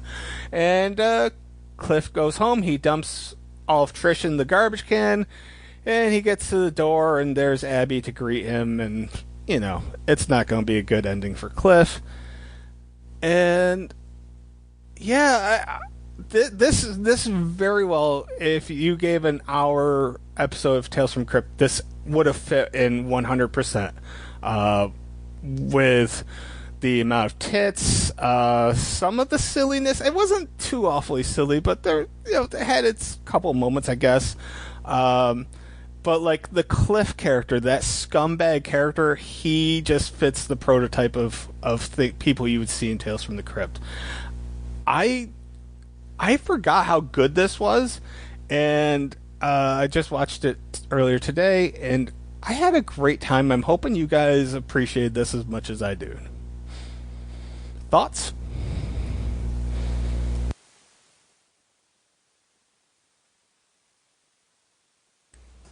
You want me to go first, Kevin, or you want to take it? Yeah, you go ahead, Chris.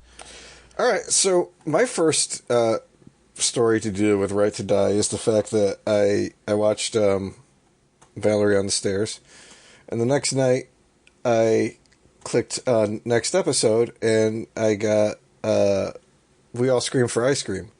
So I'm like, oh, that was, a really weak episode following one that was just kind of okay. I wonder how bad the rest of this... And then I'm looking, I'm like, wait, what happened to episode 9? Apparently, I skipped right tonight, episode 9, so I had to watch it out of order. Yes. Kent, first of all, you said something that fucking echoed to a T one of my thoughts, and that's exactly there are like 5 episodes of season 2 that are really good, 4 that are okay, 4 that are shit. You hit it on the head when you said that. I was like, I agree with you 100%. This one was surprisingly good. I don't think I liked it as much as Pick Me Up, but that's kind of what it reminded me of. Like, reading the synopsis, you wouldn't expect it to be as good as it was. For one thing, and I don't think this gets credit enough, Abby had the best boobs in the entire series. So that's going for it. Trish's might have looked a little perkier. Abby's hands down better than all the strippers in the earlier episodes. Secondly, Corbin Burnson, I've seen him in a lot of shit, and there's a lot of stuff where he just phones in his, paycheck. This was not one of them. I thought he actually did a pretty decent job being somebody who was slimy, but you couldn't necessarily tell that he was slimy. You get it more down the road as the episode progresses. Martin Donovan, I think, is also a typically understated actor. Like, one of the most intriguing horror things I saw in the last couple of years that got canceled, so it's never going to be continued, was something on Netflix a year or two ago called Archive 81. Interested and underrated. But yeah, pacing was great on this one. One of the only questions I have, and I haven't been able to find out why they did it, but they had a different actress play the burnt up version of Abby instead of Julia Benson, who played Abby with all of her skin on. So I was kind of maybe curious her tits as to were why too they big did for the that muscle suit instead of just paying the same actress to go through makeup. But honestly, like, because those muscle suits we'll are never so know. skin tight, it may have been super uncomfortable. That could be a thing. Yeah. Yeah. Yeah. I'm wondering if it was something that practical, or if it was just, they filmed the To scenes be with her and then credited she as was gone, Abby so they're thing. Like, oh, well, we'll pay some lady named Xantha to dress up in, yeah, Abby thing. But I was really pleasantly surprised by this one. I wasn't expecting it to like it as much as I did. Agree with you guys on yes, this too. There you have it. I think you said it perfectly, Ken. It was like secretly one of the best of both seasons, I think. Martin Donovan, I've seen him in tons of stuff, but recently I watched Hal Hartley's Amateur, which is from like 1995 with Isabel Hooper, and Parker Posey is in it on Criterion Channel, and he's like the lead, and he's great in that movie, and really great in this too. And I think that he is only likable as the protagonist, to the point we think he is, by default, because of how shitty everyone he surrounds himself with. His lawyer, mother-in-law, girlfriend, wife, all of them, at least the perspective that we get in the beginning. Corbin Burnson is the perfect sleaze in this. He's slimier than Abby on the vertical operating table, which was a great scene. Very issue heavy. I didn't kind of realize that life support is like a part of God's will as an issue. Even South Park made an episode about it. Oh, did they? Well, because there was a big thing, like, actually in the news around this time that I don't remember the girl's name, but it was like this was kind of a parody of that, only a much darker version of how that played out, I think. Yeah. Oh, yeah.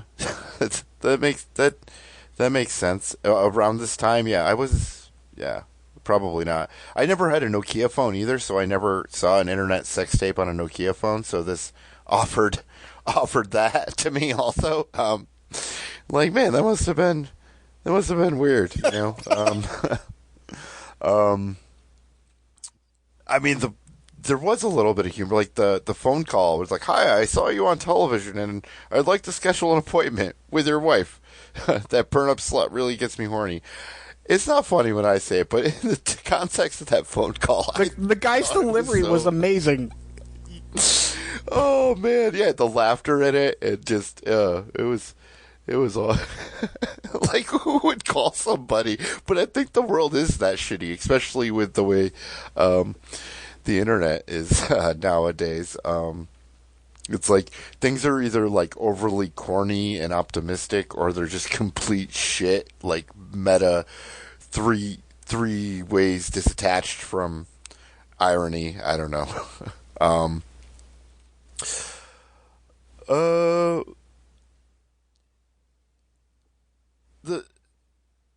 Oh man, yeah. I love this episode so much, and like, take away the DNR issues of it, and it's, I think, the themes of guilt, how your truth can still not be very honest, and like the selfishness it is to not let go, and how letting, I don't know, the whole thing of like letting go of his wife and letting her die, and canceling the the DNR or whatever, the do not resuscitate thing, and then that being how she actually stays with him forever. I was really, really blown away of the ending of this, and this was mentioned before, that a lot of these episodes, like in the last 10 minutes, and I feel a lot of the episodes that Chris had last season were episodes that I didn't really like up until the last 10 minutes, especially Dreams in the Witch House. The last 10 minutes make the entire thing. It feels like the movie's over, and it's decent, but then it just goes straight bonkers. And this actually not only is kind of crazy, but it actually comes together in a really smart way. And yeah, definitely. Probably, I'm just gonna throw it out there, like top 5 of both seasons.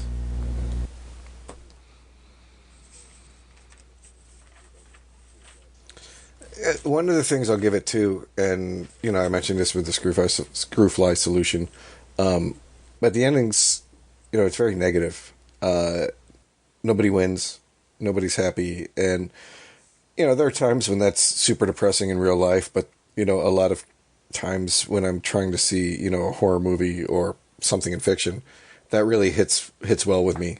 And like, I like how just beaten up and given in he's at the end. He murdered Trish. He didn't save Abby, so he knows whatever life he has left is going to be hell. I mean, when he just dumps the body parts in the fucking cooler in his garbage and rolls it up to the curb. Yeah, I mean, he knows that shit's gonna be found as soon as the garbage men come up to pick it up. And then when he opens the door and Abby's ghost is there, I know he knows endings. He's in for some shit. He just walks in. So I looked up the South Park. I really like the ending. It was season 9, episode 4. It aired in 2005. So, about a year prior to this. The real life case was a woman named Terry Schiavo, I don't know how to pronounce her name. She actually died the day after the episode of South Park aired, and this was also the first South Park episode to win an Emmy Award. So it was a good episode, and I would definitely recommend it if you have... I think it's still on HBO Max. Season 9, episode 4, Best Friends Forever. It goes very much hand in hand with this episode of Masters of Horror. So, nice. All right. Any other comments before we move along? Okay. Yeah, I'm good too.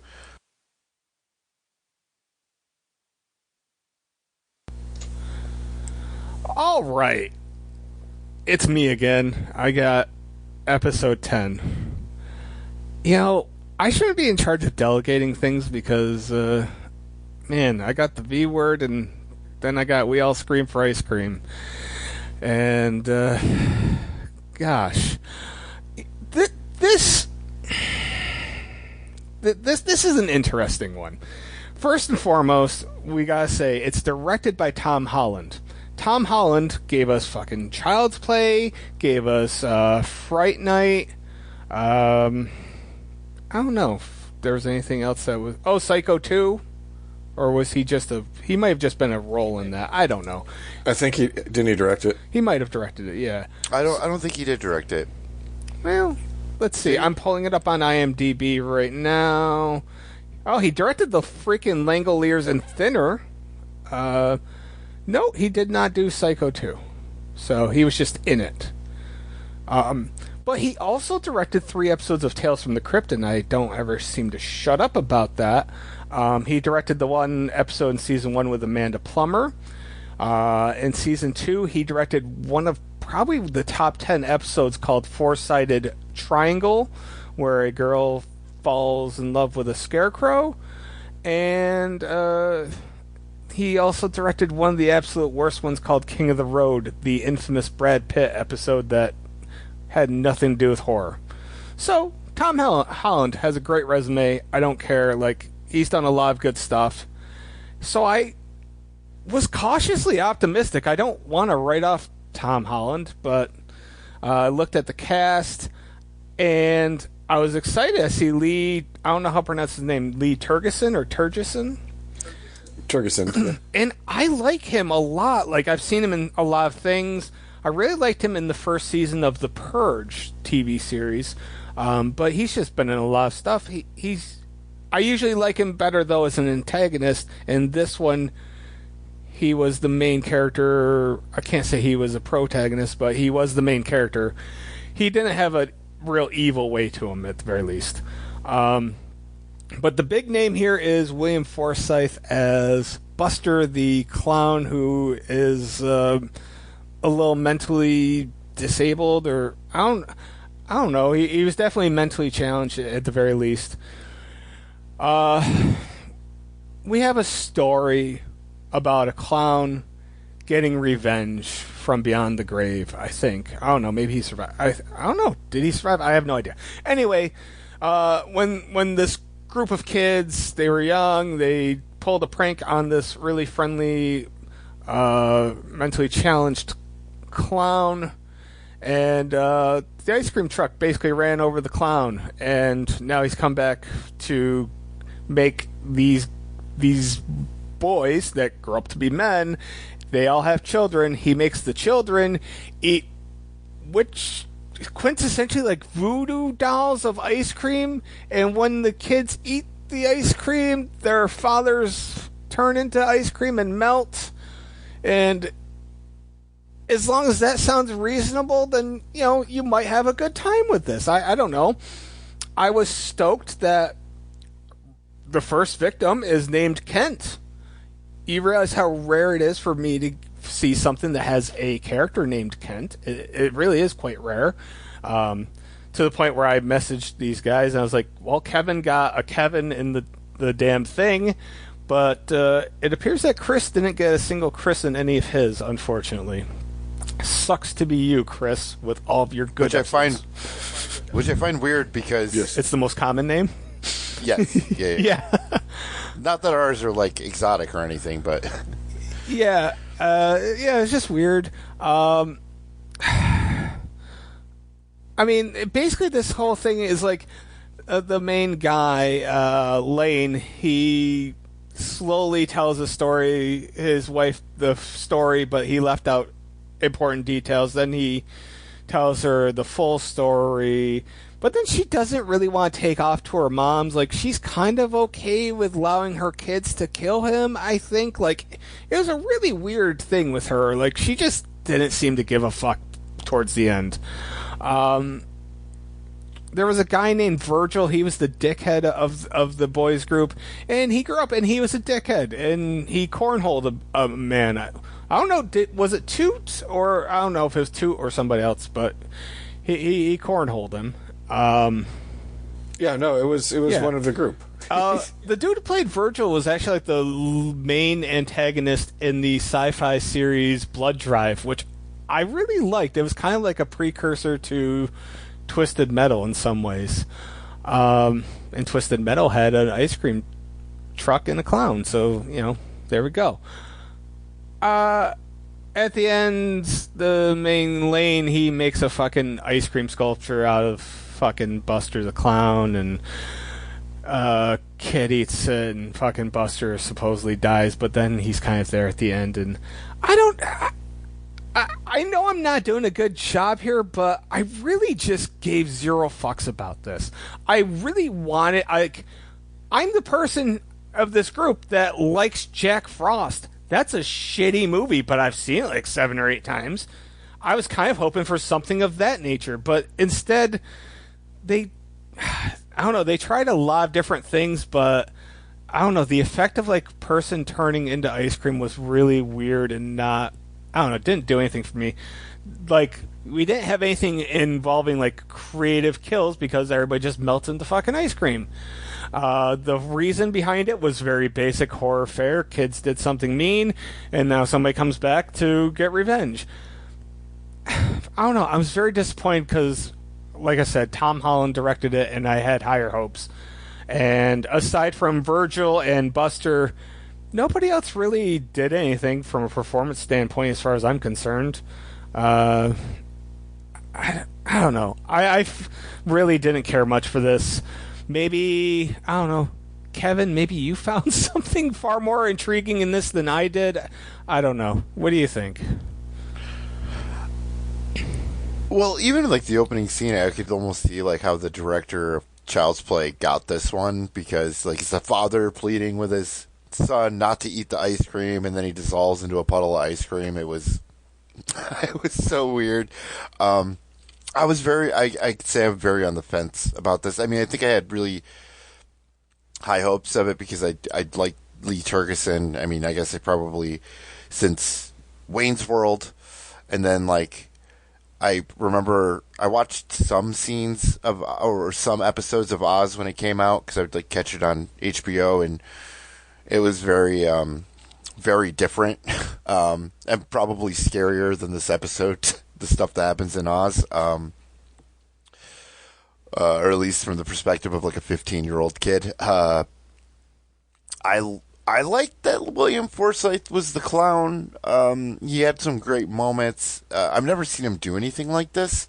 He's usually kind of like a badass in almost anything I've seen him in. And it was like things that I like. It was like Stephen King's It meets Sleepers with like a dash of killer clowns, and maybe the Blob special effects, but more like Larry Cohen's The Stuff, because it's more like goofy, which you probably would like more than this. But the Virgil in the bath, what was he in? What was that whole scene about? Where he's like. Is that like a bath? Is it? It's like he's like in Is it like a homemade hot tub? like is he in a... Yeah. Why did he have the truck there too? Like, did he buy the truck? Oh the ice cream truck? Is that the cornhole people in? I found it weird. Oh, and quickly, why is... All right, so we know that the boys are all basically the same age, right? But then the adult versions of them... There is a 21-year difference between Papa Joe and Lane. That's a substantial number, considering these guys, quote-unquote, grew up and were pretty much the same age in And flashbacks. they, like, state that they're 21 years difference in the story? Oh. No, I just looked up their ages in real life, but, I mean, you could clearly tell, even while watching this, that Papa Joe was clearly... Yeah. He looks like he could have been Papa Joe. Like he was... Right, he could have been Lane's father. Ice cream and killed Papa Joe. Yes. Oh, right. I don't know. Yeah, I mean, I have no defense for that, or an answer to it. It's almost like you kind of just got to like let this one happen. Like, I think my big question is, why does the mom pick the nose up from the goop at the end? Like, why would you? Like, did you not just see what happened to that clown? Like, why would you pick the nose up out of it? I don't know. I love... The mom was a total pain in the ass, I felt, like, throughout the whole thing. No, she just didn't seem until helpful. she picks up the nose, which just made no sense. You got one job, and you keep failing at it over and over and over. Yeah. Why couldn't she escape through the back door when her van door froze over? Like, the back door was open, but she didn't think to crawl out. This thing is so cheesy from the beginning. It's in bad horror, like, I don't know, even like B movie, but like, it's bad. I do actually like this because it's got that old school special effects, and even it's cheesy, but I love body melting stuff, and this was kind of fun. They could have not gone as dark with the Virgil guy, and this, could easily be like a PG-13 film because it's ice cream melting, and it's not, I think, kind of like what they did with Killer Clowns, where there's all these special effects where they're like killing people with the ray guns, but they're like blowing up into confetti or something. It's, except in this, it's just the one thing over and over again. So, really cheesy, lots of fun. Can't think too hard because it's stupid, but it's stupid fun, Ice Cream Man-ish, Where was Clint Howard? He could have added something to this. All right. So for me, yeah, I literally, the day before I watched this episode, I was walking through the room and my wife was rewatching Desperate Housewives, and it happened to be the season that Lee Tergesen was on. And she had just watched Oz a couple months ago, and I was like, you know what? That guy's had a really incredibly eclectic career. I'm like, because Krista had never watched Wayne's World, and we watched both Wayne's Worlds in December. So I remember that he was in it. I was like, oh shit. He was in that. He was in the collection.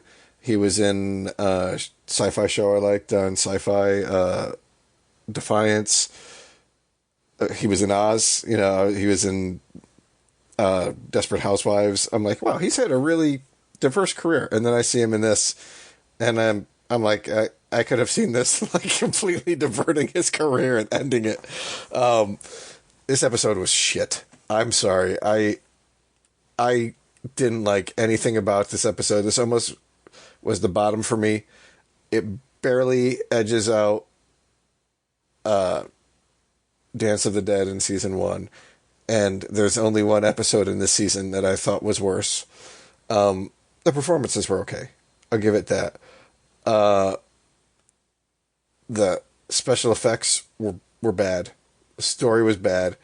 Like you said, Papa Joe's like 20 years older than everybody else. Virgil is such an asshole. I don't know why anybody would ever have been friends with him in the first place. Well, he's got the cool hot tub. But not when he was a kid.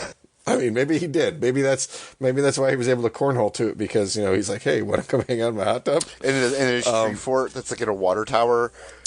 Yeah. And to top it all off, I don't know, maybe like last September, October, no, somewhere around that period of time, I watched the animated version of the what the hell was his name? The Junji Ito show on Netflix, and they had an episode like this, only instead of like eating the ice cream, you kill your parents.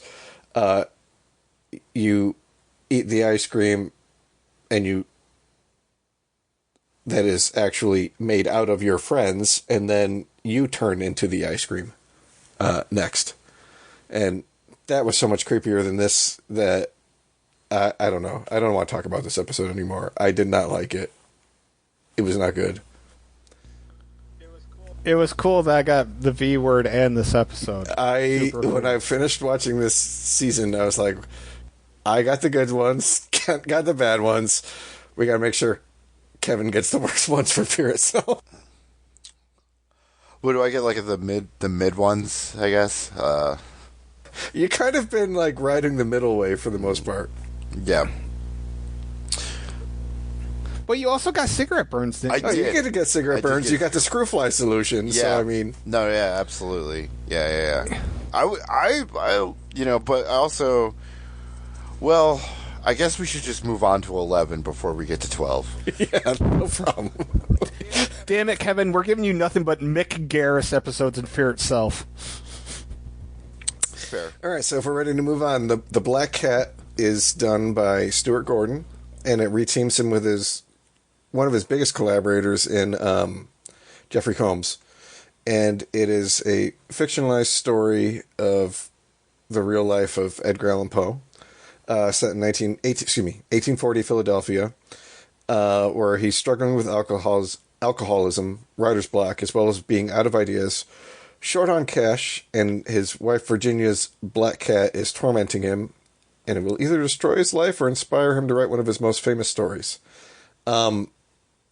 So this, in an opposite for most of the ones that Kent has assigned to me, did not have any weird sexual stuff in it, so that right there elevates it. I'm so sorry. It kind of elevates it for me. But I really like this episode. It might be my favorite Stuart Gordon thing I've ever seen. The atmosphere is spot on. You know, Poe has always been a dark, melancholy figure. Not necessarily 100% horror, but, you know, he's credited as being the father of the horror story with some of the things that he wrote. So there's always been kind of like a gothic unease to his stuff, and they nailed that feeling in this episode. You know, it's a really pretty authentic view of tuberculosis, with Virginia, you know, fucking spewing blood all over the piano that they're trying to hawk. I thought that was an awesome scene. I don't know. So there's a scene in a bar where Poe is like, "Hey, I bet I can stand on one finger. So just point me out where you want me to stand, and I will stand on that figure if you will, you know, make a bet with me to do this and clear my my tab." And the guy's like, "Okay." He's like, "Where do you want me to?" He's like, "Go ahead and do it anyway." He's like, "No, I need you to point me where you want to stand." So the bartender points down, and then Poe just fucking snaps his finger, and he's like, "I'm standing on one finger. I didn't say it had to be mine." I'm like, holy shit, he got away with it, and the dude didn't kick the shit out of him. But outside of that little, I would say, I don't even know what to call it. He goes home. His wife is sick. They're out of money. She's dying. He can't afford the doctors that they need, or the medicine that she needs to stay alive. She appears to die. They go to have a funeral, and then she comes back to life. Only now he's burnt the house down. So they move into a tiny apartment. The bird, they have a bird, a cat, and a fish. While he's trying to write his new story that he's struggling with, the cat eats the fish, and then injures the bird. Poe kills the bird, plucks one of the cat's eyes out, in probably the weakest scene in the episode, because it's super, like, fake. And going from there, we end up coming into a montage of the stories, The Black Cat and The Cask of Amontillado, and The Telltale Heart.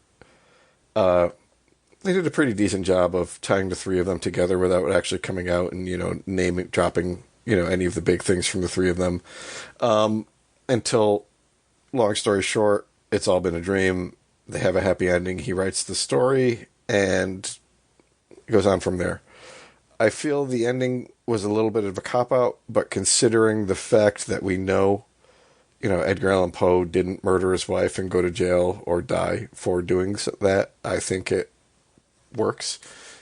And, you know, if you think about it, it shows how fucking tormented this guy was, that those are the kind of fucking dreams he has about murdering his wife and locking her up in the fucking wall of their basement.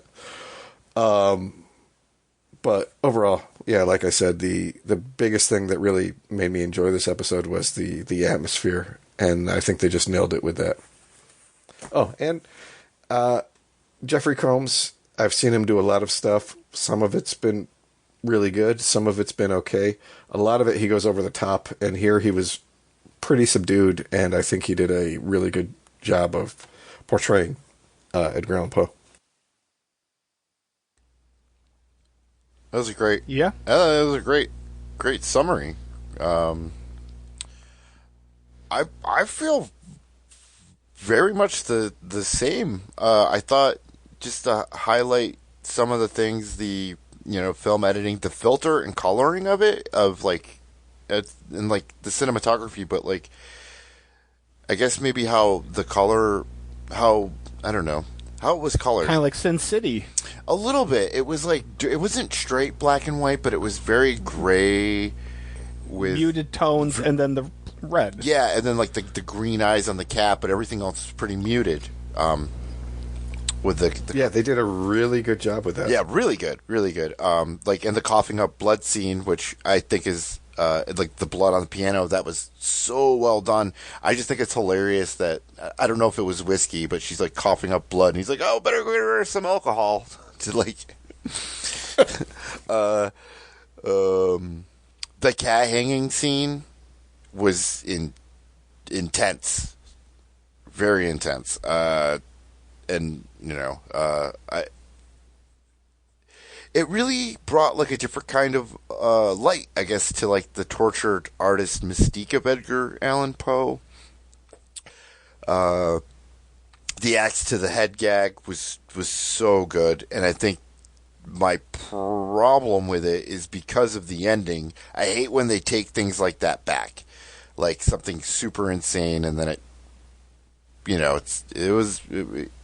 agree with the cop-out thing, but it really was, I really loved a lot of it, though. The relationships, the alcoholism, the artistry, how it all like ties in a bohemian way that's still relevant today. It really does have a great tone throughout, with a very subtle playfulness that doesn't really stray from the seriousness that it is. Don't forget to search the basement, and it kind of like cops out. And I get what you're saying, Chris, of like, because we know that it's Edgar Allan Poe, and I think if they kept it, I don't know, I guess maybe it was like a better ending to have it like that and be more of like a story explaining Edgar Allan Poe than just using real people in that way. I get it, but I would have loved it. If you guys seen I could have gone Blonde, either way, yeah. The Marilyn Monroe story with Ana de Armas. No, I haven't. Oh my God, it's totally not her life, and people hate the movie because of it. But it's so good. I mean, she actually, like, Ana de Armas has her accent in the movie as playing Marilyn Monroe, but it's so much fun. Yeah, but back then, and they crucified that dude for making that movie also, strangely enough. So, Andrew Dominic. So, yeah, all right, that's all I really have about it. What about you, Kent? Well, Kevin, you managed to check off 6 of my 7 talking points in yours. So, I am left with saying that I feel like Jeffrey Combs looks like David Arquette. That is my contribution to this. I really liked it. I really don't have any more talking points. Like, this was the biggest surprise of season 2 for me. I guess I can offer that. Like, I went in with low expectations, and it delivered. But yeah, I mean, you guys really did kind of go over everything that made this good, and even like the parts that were, the ending wasn't for everybody. But I personally like the ending. I don't know. I like the whole bragging about how solid the walls were at the end. that's really about all I can add. So, good job, guys. Sorry, Kevin. Now you're stuck. Oh yes. Now we're getting to the good stuff, the meat, the baby meat of the of the podcast. Masters of Horror, Season 2, Episode 12, The Washingtonians. Just when you thought President's Day was over. This was January 26, 2007, the original air date, which is before President's Day, which was actually not that long ago. Short story by Bentley Little, teleplay by Richard Chisman and Jonathan Seach, who also stars in this, directed by Peter Medak, who directed The Changeling, and also, I believe, at least an episode or a couple episodes of Hannibal. 2 episodes of Hannibal. One was a good one was a shitty one, so that made sense when I saw that. You don't know you're going to get. Peter Medak. Well, okay, so The Washingtonians. A man finds his family in danger after he discovers a shocking secret about the United States of America founding fathers, in which a secret society is hell-bent on keeping a secret at any cost. So I'd say the opening with the beheading is a strong start. It almost had like it was going to be like a Sleepy Hollow kind of feel. I guess just because someone chops someone's head off on a horse, that'll do it. Mike Franks, which is Jonathan Seach, who's actually in the Doom generation, brings his family to the home of his recently deceased grandmother. There is this Colonel Sanders-looking dude, minus the goatee, but on the porch that kind of implied that he banged his grandmother. I don't know if you guys got that, but Yeah. I mean, that's how I would have taken it if he said that to me. While searching the home, he finds a strange letter behind a picture of George Washington. This is what it says, quote, I will skin your children and eat them. Upon finishing, I shall fashion utensils out of their bones, with which is initialed GW, also with a colonial cannibalized bone fork, presumably from a child. The old man seems to think so too, as when he is shown the letter, he says whatever he can just to get Mike to give him this letter or leave it with him. Then the letter goes missing, and his daughter discovers a heart in his grandmother's house. The fingers and the bran flakes was actually pretty cool. The 2 cops were actually, I thought, were pretty great in this. I think that this scene was a highlight for me when going through the different scenarios of why it's a heart and not a head. Or I thought it was very entertaining. They get a scare from the men in powdered wigs with wooden teeth and Revolutionary War attire.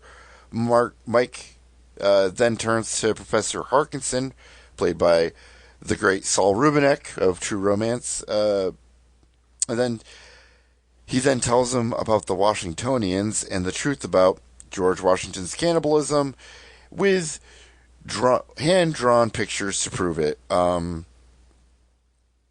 This actually even gets crazier, and between the Washingtonians, the platter, the portraits, it almost has like a sophisticated, ravenous feel to it. This is ridiculous, but not unfounded, with kind of conspiracy theories and the Illuminati. And I mean, I honestly heard not that long ago from someone that they actually believe that Hillary Clinton eats babies. So, to some way, as insane as this is, I bet people would kind of believe this shit. In real life. And even Hollywood has its dark side, so why would not the Revolutionary War or our founding fathers?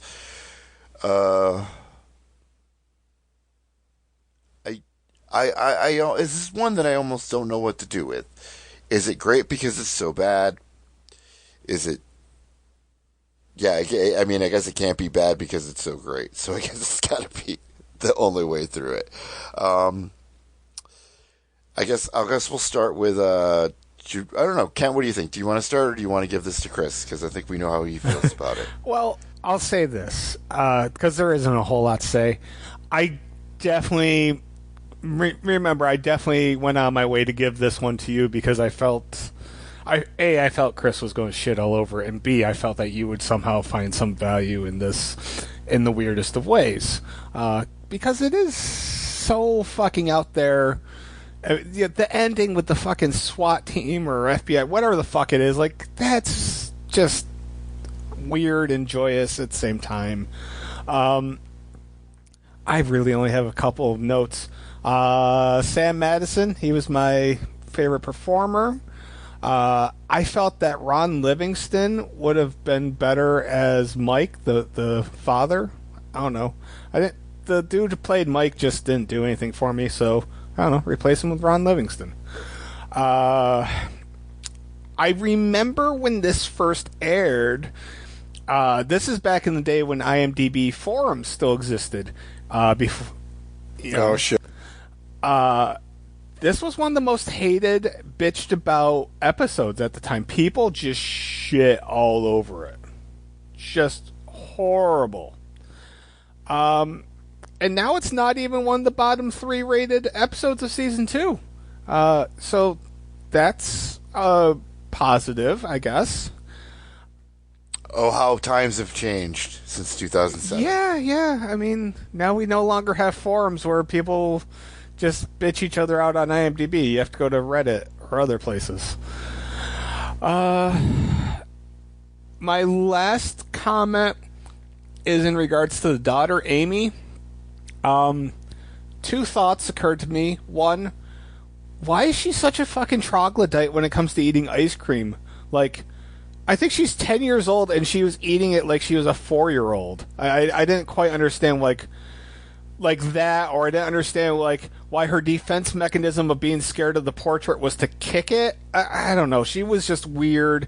And then my other comment is still about Amy, and it is that weird vest that she was wearing was like the wrong length, and it bothered me so much that I took a picture of it and I sent it to a bunch of females. I'm like, does this look strange to you? And everybody agreed it did look strange. So the parents were dressing Amy poorly, and that's my contribution to an absolute throwaway episode. All right. I would agree with you on Ron Livingston. I think it would have worked. Although, if you had made me review this, do you guys remember that thing you do? Yeah. Yeah. Jonathan Seacher's in that too, right? I would have had to do what he did, and I've been like, I quit. I would have done that. Anyways, this almost is the worst episode of the entire show. There's so much potential to, like, the idea that George Washington was a cannibal and there was a cult of people fucking following this down through the years. It would have worked if, like, they had taken it seriously, but there's, like, such a tonal shift between seriousness and then complete and total fucking camp to the goddamn fucking Men in Black showing up at the end with machine guns. Fucking, I'm like, what the fuck is going on? There was a lot of potential, and they fucking squandered it. The Washingtonians themselves were so laughably not scary. It's not funny, and there were, like, the body that they're preparing was like a decently done special effects, and then they're like, I'm sorry, unless it's the messiest shit out there that I'm fucking eating, I don't get my food all over my face. Yeah, like you were saying about Amy with the ice cream, all over my face, all over my clothes, all over my hands. Like, blood doesn't come out easily And I can't imagine it comes out any easier through Ruffles when you get that all over that shit. To go to your questions about Amy Kent, I wonder if she was supposed to be on the spectrum and they just didn't do like a good job of Now that would have made that. it far more interesting. Because that would have made it would have made sense as to why she's trouble acting that way. Like maybe a little bit of Asperger's, kind of deal. But that would have actually been good. Again, that would have been intriguing. It would have added some depth to her character. Certain things I think that you probably hit on the cutting block with an hour-long episode that might have been able to be fleshed out a little bit, in an hour and a half to 2 hours. Unfortunately, I don't think this deserved an hour and a half to 2 hours, at least the way that it was made. Like, I don't know. I could imagine, like, William Friedkin doing a fucking amazing version of this. Neil Jordan had like Neil Jordan, Company of Wolves feel at the end, actually, with all the people in the powdered wigs and stuff when they were doing the cannibalism scene. It kind of felt like that. Yeah, I just, between the script and the directive choices made, like when I got done watching this, because I saw a lot of people.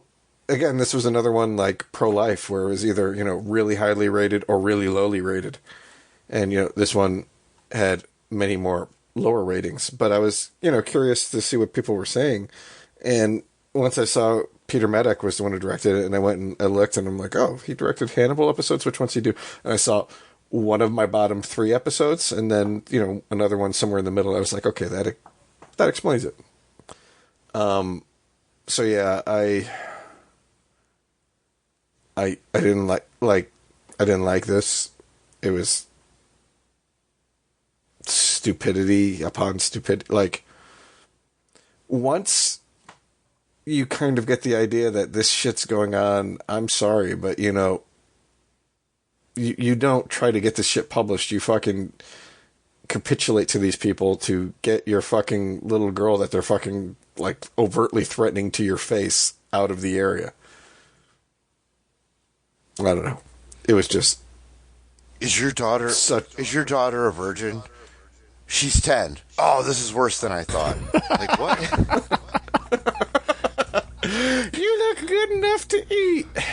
Yeah. Oh, my God. Yeah. But have you seen those pelts? Yeah. I'm sorry to cut you off. What was your final thought, Chris? This is just. It was. This is like, terrible. There's so much potential. Like I could have seen another version of this where instead of a cannibal, he was a fucking vampire or some shit like that. But no, they squandered it, fucking dug their grave on it, and then they pissed all over it. So there was one really good shot. I don't know if you guys noticed this. It didn't add up to anything, which is disappointing. But I thought it. I rewound it. I hit rewind real quick. So when the mother is in the basement and Mike comes home, I think it was after he talked to the about the letter or whatever, and the mother's in the basement. It's the shot where her head is in between the like handsaw, and then there's like George Washington portrait in the background, so it's like looking over her, and it looked, and I'm like, oh my God, she's gonna get her head cut off, because that's like a common theme in the thing. And I was like, oh, this is like a foreshadowing to her dying, and then she doesn't die, and they totally threw, I was like, oh, this is why they got Peter Medak, and it was, I thought it was a waste, but it was still a cool shot, but it didn't really mean anything, but the way it was shot, it felt like it was. So, and no titties, 7 out of 10. No. The opening scene was the best scene in that whole thing, right? Yeah, and it's completely never explained. But yeah, it's still somehow the best scene because everything else is just, I don't know. And you know what, Chris? Now that you mentioned the whole thing about Amy being on the spectrum, like, it explains. She's like, I gotta go to the bathroom. Next thing you know, she's just wandering the basement. Like, they could have, like, really, what you said would have helped this so much more. Oh, that is definitely something to look at. I will definitely watch this again. It is it's trash, but it's Like, trash. this I is can one enjoy. at least I could see you putting on when, like, your friends are over and Yes. just, hey, watch how bad this is. You know, not like certain things that are so bad that you just never want to see them again. But, you know, it's not good. Not yeah, it's not. All right, are we? Is it? We're done on this. The Yes. Washingtonians. Yep. All right, Masters of Horror season 2, episode 13. The original air date was February 2nd, 2007. The title of this is Dream Cruise, based on a short story by Koji Suzuki, who wrote the Ring novels, teleplay by, I'm not going to get this right, but Naoya Takagawa. Oh, I should have tried saying that out loud before embarrassing myself. Directed by Norio Saruda, who did Premonition and Orochi Blood, which was a manga. I don't know. I haven't seen anything. So Jack, an American lawyer working in Tokyo, has fallen in love with the wife of his most valued client, Iji. Despite Jack's deep-rooted fear of the sea, he reluctantly accepts Iji's invitation to join the couple for a day trip on the Tokyo Bay. Pleasure slowly turns to terror as they discover the watery destiny in store for each of them. Jack Miller is played by Daniel Gills of Vampire Diaries fame. I've never seen it. I've heard okay things about it. Yoshino Kimura plays Yuri Sato, who is a J-pop singer and won Rookie of the Year for the Japanese Oscars. And I don't know anything about her, except Kent mentioned something, which I'm sure he can fill in later. Iji is played by Ryo Ishibashi from Audition and the American Grudge movies, 1 and 2. I don't know if there's more than 2, because I have not Isn't there seen 3? it. There might be. They did I a haven't seen remake, any. didn't they? A remake of a remake? Because weren't those Yep. original? What is it? Yeah, J-horror? didn't they do one with, like, John Cho and somebody just, like, a year or two ago? I want to say it I was think maybe, so. like, yeah. Possibly. There's definitely a glaring omission in my horror knowledge, or things I've seen. So, anyways, the scene where Iji gets stabbed, but pulls out the knife and no blood, and then loses his arm and head and gets smashed in was pretty great. And I'm not going to get into too much of everything about this, but I think the film episode is the epitome of Japanese horror that is intended for American audiences, and kind of the ending of it, the final scene. Not that it was like the greatest, or I even really like loved the ending. I did like this episode. It was better than what the opening scene and the beginning of the story kind of alluded to. I actually thought it found it quite claustrophobic, but the very end of it was kind of a nice farewell to Masters of Horror, I felt, with the credits of them on the ship and throwing the flowers, and I thought the story was actually better. It wasn't crazy creative, but maybe it was when it was written in a novel or the short story form for whatever time that it was written. I imagine it was probably in the 90s, but yeah, I'll throw this over to Chris to fill in some of the blanks. So, as we said earlier, there are 3 tiers of this season of Masters of Horror. There's the ones that are absolute shit, the ones that are just average, and the ones that are really good. And this falls in the average. It's okay premise. I mean, it basically could be described as like Dead Calm meets The Grudge. And it's okay execution. Like, Daniel Gillies, as you said, was in The Vampire Diaries, and he did a much, much better job there in the few episodes I saw him in, because my wife watched that, and I would just catch it when I was around, than he did here. So I know the dude can act, so he must have gotten some lessons in the 3 intervening years.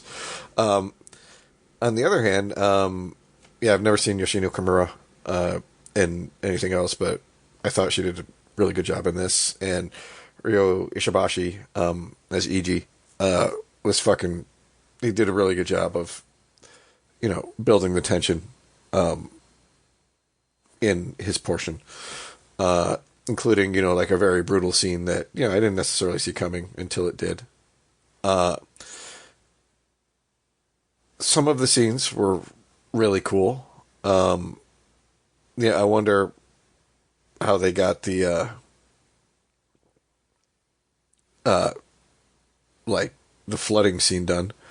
And then some of it is just kind of like they're in the ocean.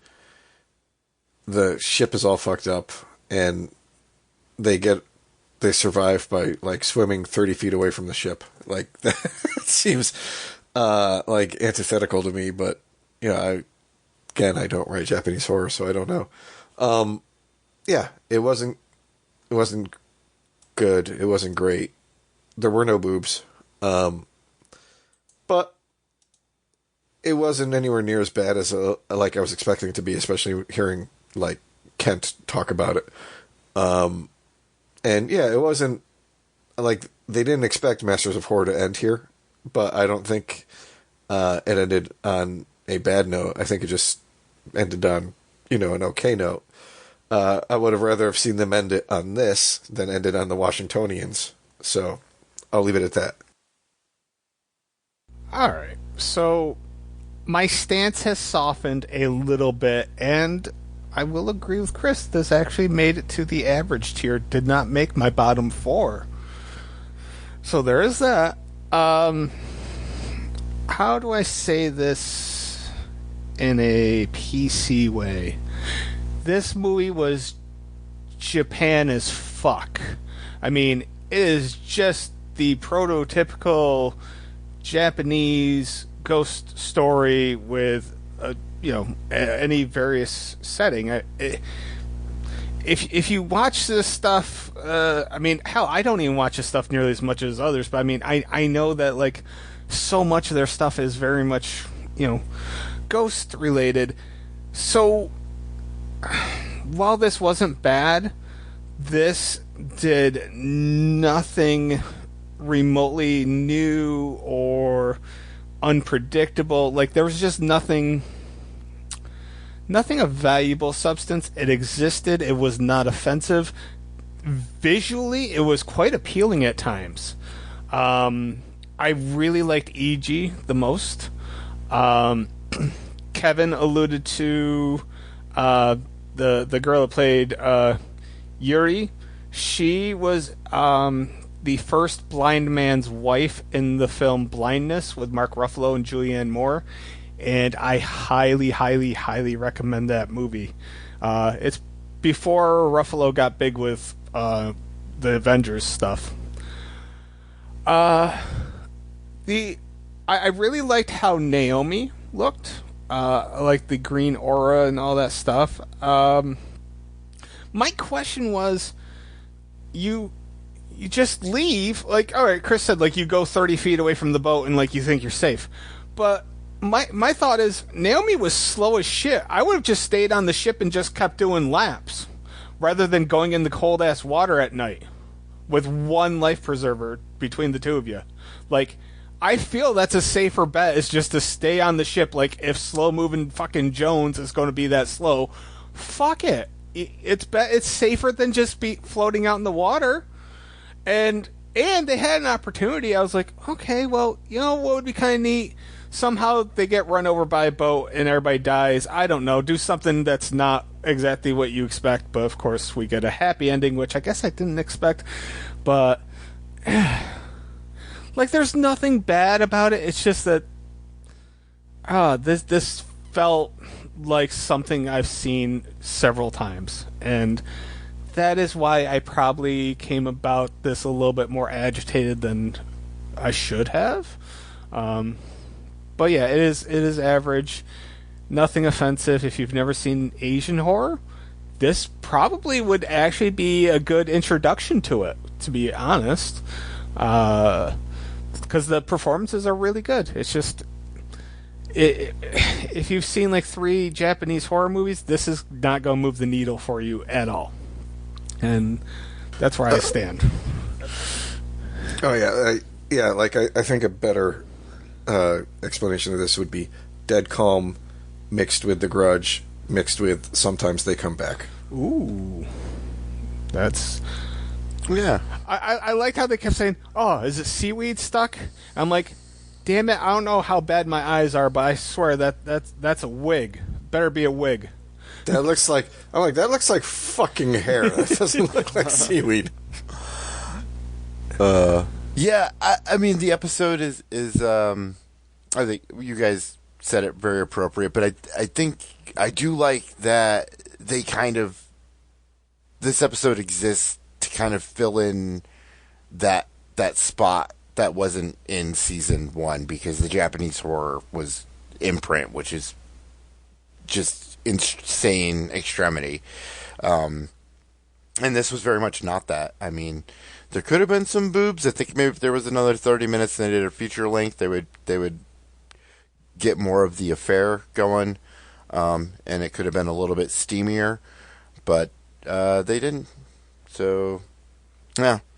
Also, we're about to get to the rankings, but yeah, this definitely was not on my bottom 4 of the season either. So, all right, well, I guess to make it easy for Kent, we'll let him go last since he's the one who's taking down where everything stands. Sound good? Oh yeah, that I mean, I'm fine. I got everything set up, so we can do it however anybody wants to do. If we want to take turns with our number 13. Well, I want to jump. Yeah, let's go 13s, but I want to jump in first. The Washingtonians was the piece of shit at the bottom of this season. Oh, I thought me. you was gonna have that at least at 11 or higher. I think I knew that it was going to be last. So my 13 is the V Word. All right. Yeah, V Word was my bottom as well. Okay. What's your 12? My 12th was Ice Cream, We All Scream, or whatever the fuck it is. We all scream for ice cream. Cheery time. I actually like the way you said it. Or whatever the fuck it is. All right, so my 12 is Valerie on the Stairs. Chris? My 12 echoes Kent's We All Scream for Ice Cream. And the only reason it was above the Washingtonians was because of how bad the Washingtonians' performances is. Because I think the idea for the Washingtonians is better, but yeah. Okay, fair enough. You want to do your 11? My 11 was the V Word. The only thing that got it above the bottom spots was the fact that the special effects were okay in that one. All right. Kevin? I'll go. Number 11, Sounds Like. Ooh. All right. My number 11 was Washingtonians. I mean, I didn't hate it as much as Chris, but there's really limited value. And just to go right on to number 10, I don't know if this is a surprise pick or not. I really just didn't like this. The Damn Thing. I don't know. Didn't do anything for me. So. You go ahead, Chris. My number 10 was Sounds Like. My number 10 is The Black Cat. And and it would have been higher if not for the ending. They should have killed the police and put them in the wall, and that still would have saved. Yeah, it would have worked. Yeah, it would have worked. It would have worked a little bit better for you. That wall was really solid. I guess. Sir is a solid wall, and the police will never fit in there. Oh, this brick came out. Let's check this out. Okay, so on me to number 9, the Washingtonians. Okay. See, and that's why I can't Because you're the person that liked it by far the most. I had Dream Cruise. My number. Oh, go ahead. Go ahead. Yeah, Dream Cruise like was I your said, number it 9? was in that average middle ground. Yeah. My number 9 was Valerie on the Stairs, which, thank you, was the lowest rated one I had this season. And my number 8 was Dream Cruise because, like you said, it was in that average area. My number 8 was Dream Cruise. All right, so that's a pretty good average number there. My number 8 was Sounds Like. And then my number 7 was Pro-Life. It doesn't ring true to be top 5 material for me. It was a notch below. That's weird because my number 7 is We All Scream for Ice Cream. I can't even say it with a straight face. But. And my number 7 was The Damned Thing. So we're all over the place on our 7s. My number 6 was Right to Die. I ended up liking that a lot better than I thought I was going to. My number 6 was The Damned Thing. All right. And mine, wow, I apparently really like this more than you guys. I have Valerie on the Stairs this high. And I'm guessing, I don't know if this is universal, but like everything from this point on I really liked. So at the bottom of my Same. at the bottom of my top tier is Pelts.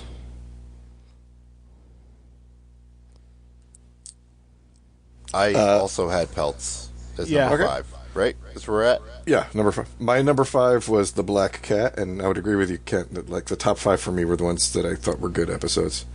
And then my number 4, this probably would have flip-flopped if I was making this now instead of when I made it, but I had Pro-Life at number 4. I liked it. I think I would have rated it lower, but like I said, I made this before we did any of the discussion, so that's where I sit. All right. I have You go Black ahead, Cat at number 4. I have Family at number 4. Wow. I'm genuinely... I think I know what your number 1's going to be, but now I'm not sure. You know what? I love all of these though. Like, What's your number 3, Kevin? oh, my number 3 is Okay, the I was Screwfly wrong. Solution.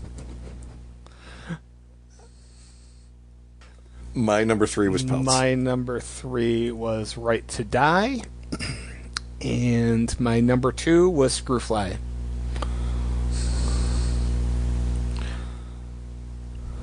Go ahead, Chris. My number 2 was Family. My number 2 was Pro-Life, which leaves my number 1 to be Right to Die. No, that's an I was upset not right there. expecting that.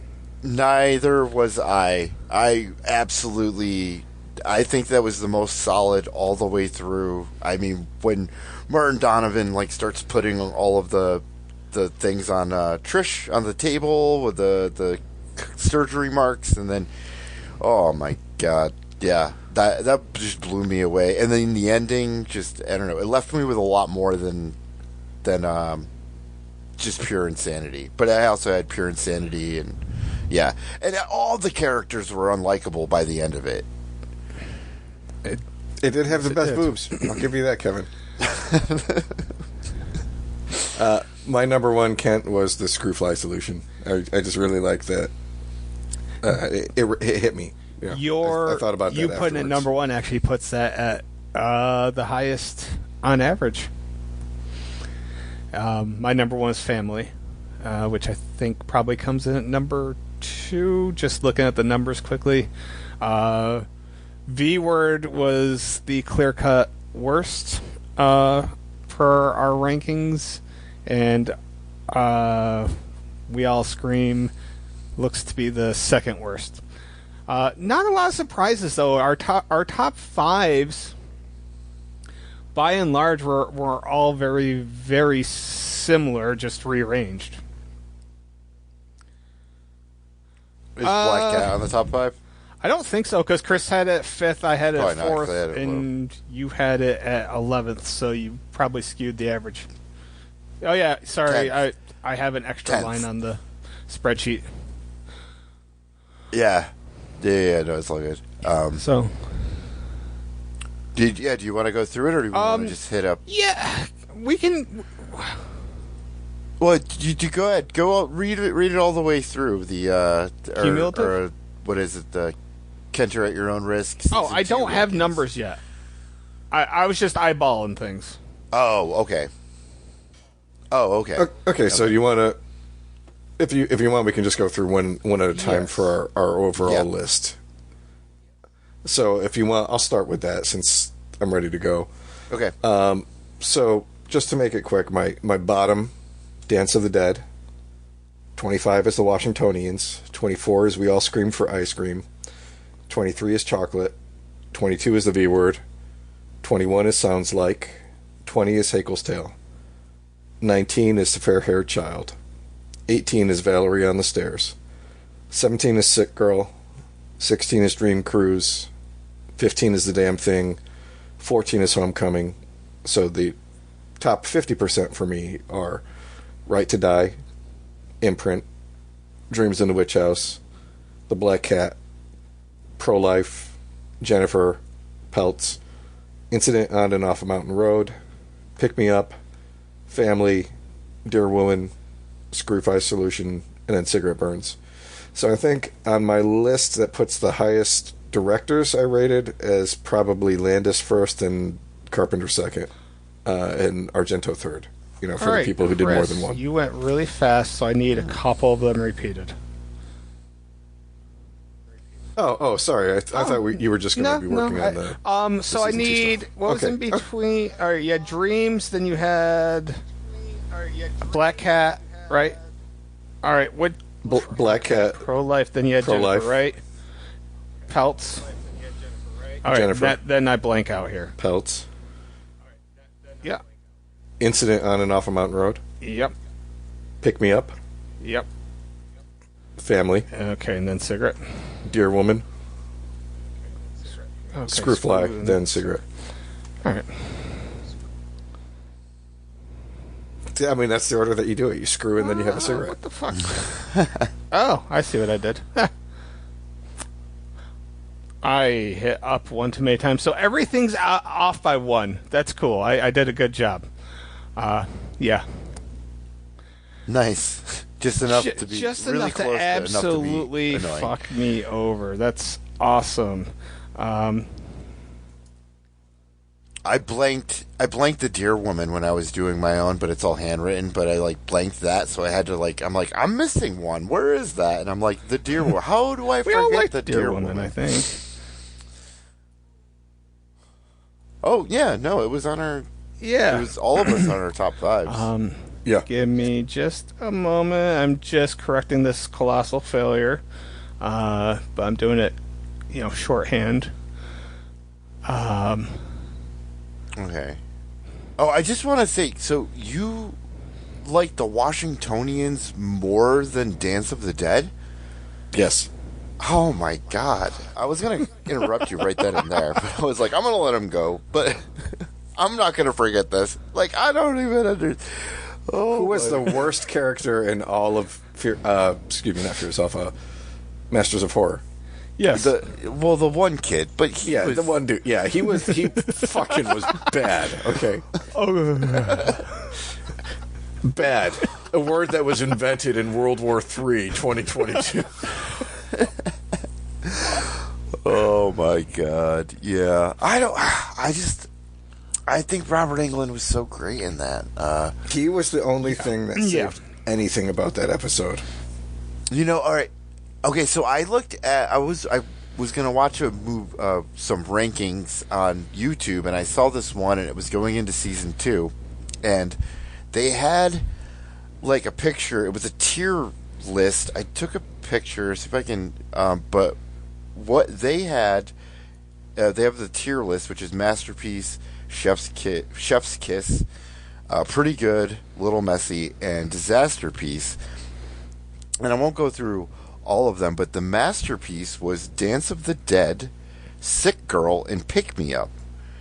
And the disaster piece was Dear Woman and Imprint. And I feel a little insulted by this. Though masterpiece was Dance of the Dead, so I don't know. Yeah, it's maybe it's crazy. if I did a lot of drugs, I would feel like that, but I don't. Okay, well, that actually, I have in my lifetime done a lot of drugs, so maybe that explains, because some of that stuff you can never shake. Okay, you want me to go? Yes. I was just kind of catching up on other things, but yes, we are good. Kevin, start me off at your 26. Okay, and I'm actually going to send a picture I took of that on the group chat of this.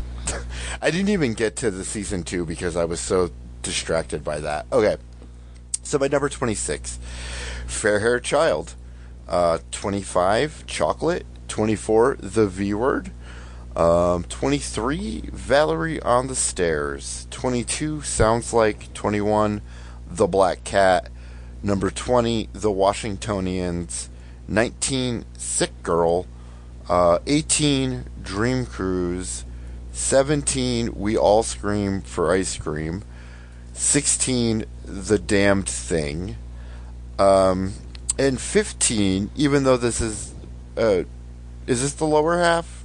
Yes. Sort of. I really like all of these a lot. 15 is Pick Me Up, and this is actually one that I kind of wish I rated a little bit higher when thinking about it in terms of things. But anyways, 14, Incident on and Off Mountain Road. 13, Dance of the Dead. 12, Homecoming. 11, Hakel's Tale. 10, Pelts. 9, The Deer Woman. 8, Family. 7, Dreams in the Witch House. 6, The Screwfly Solution.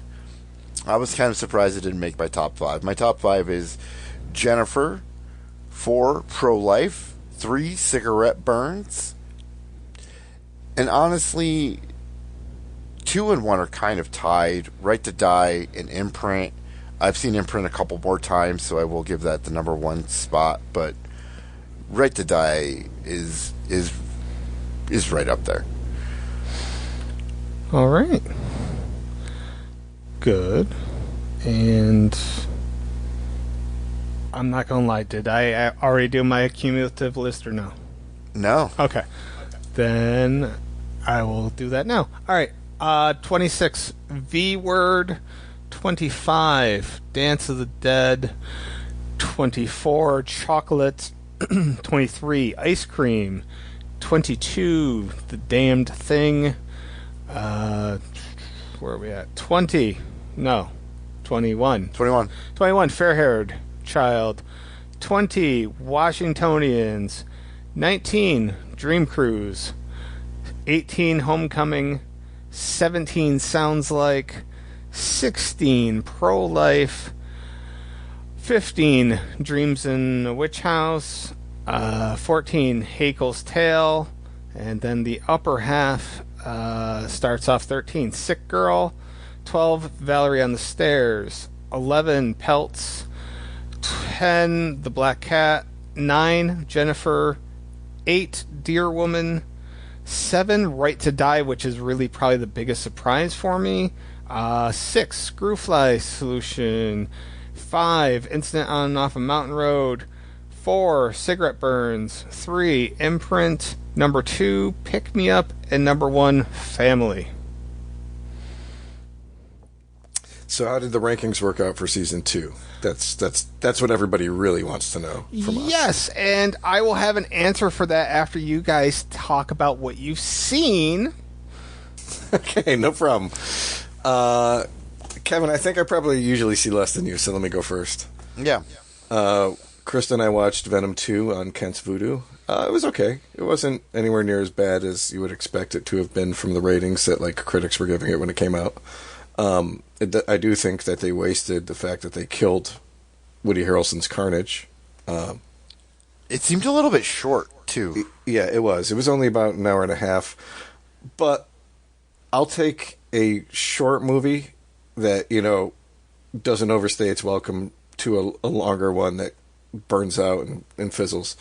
And I'll give it to him. It was Andy Serkis's first directing job, too, so not anywhere near as bad as it could have been. The only other really big thing that I've watched recently outside of I think this has been since the last time, but I watched Fast 10, and Momoa was way over the top, but he was actually kind of funny. Outside of that, though, it's definitely like jumped the fucking, I don't want to say shark, it's jumped the Megalodon in terms of like what they do in that series. But I mean, I'm invested at this point. I've been watching those since 2002. And the one thing that I wanted to bring up that I watched and I ended up really liking were the two He-Man series they just did on Netflix, the ones that Kevin Smith produced, Masters of the Universe Revelation and then Masters of the Universe Revolution.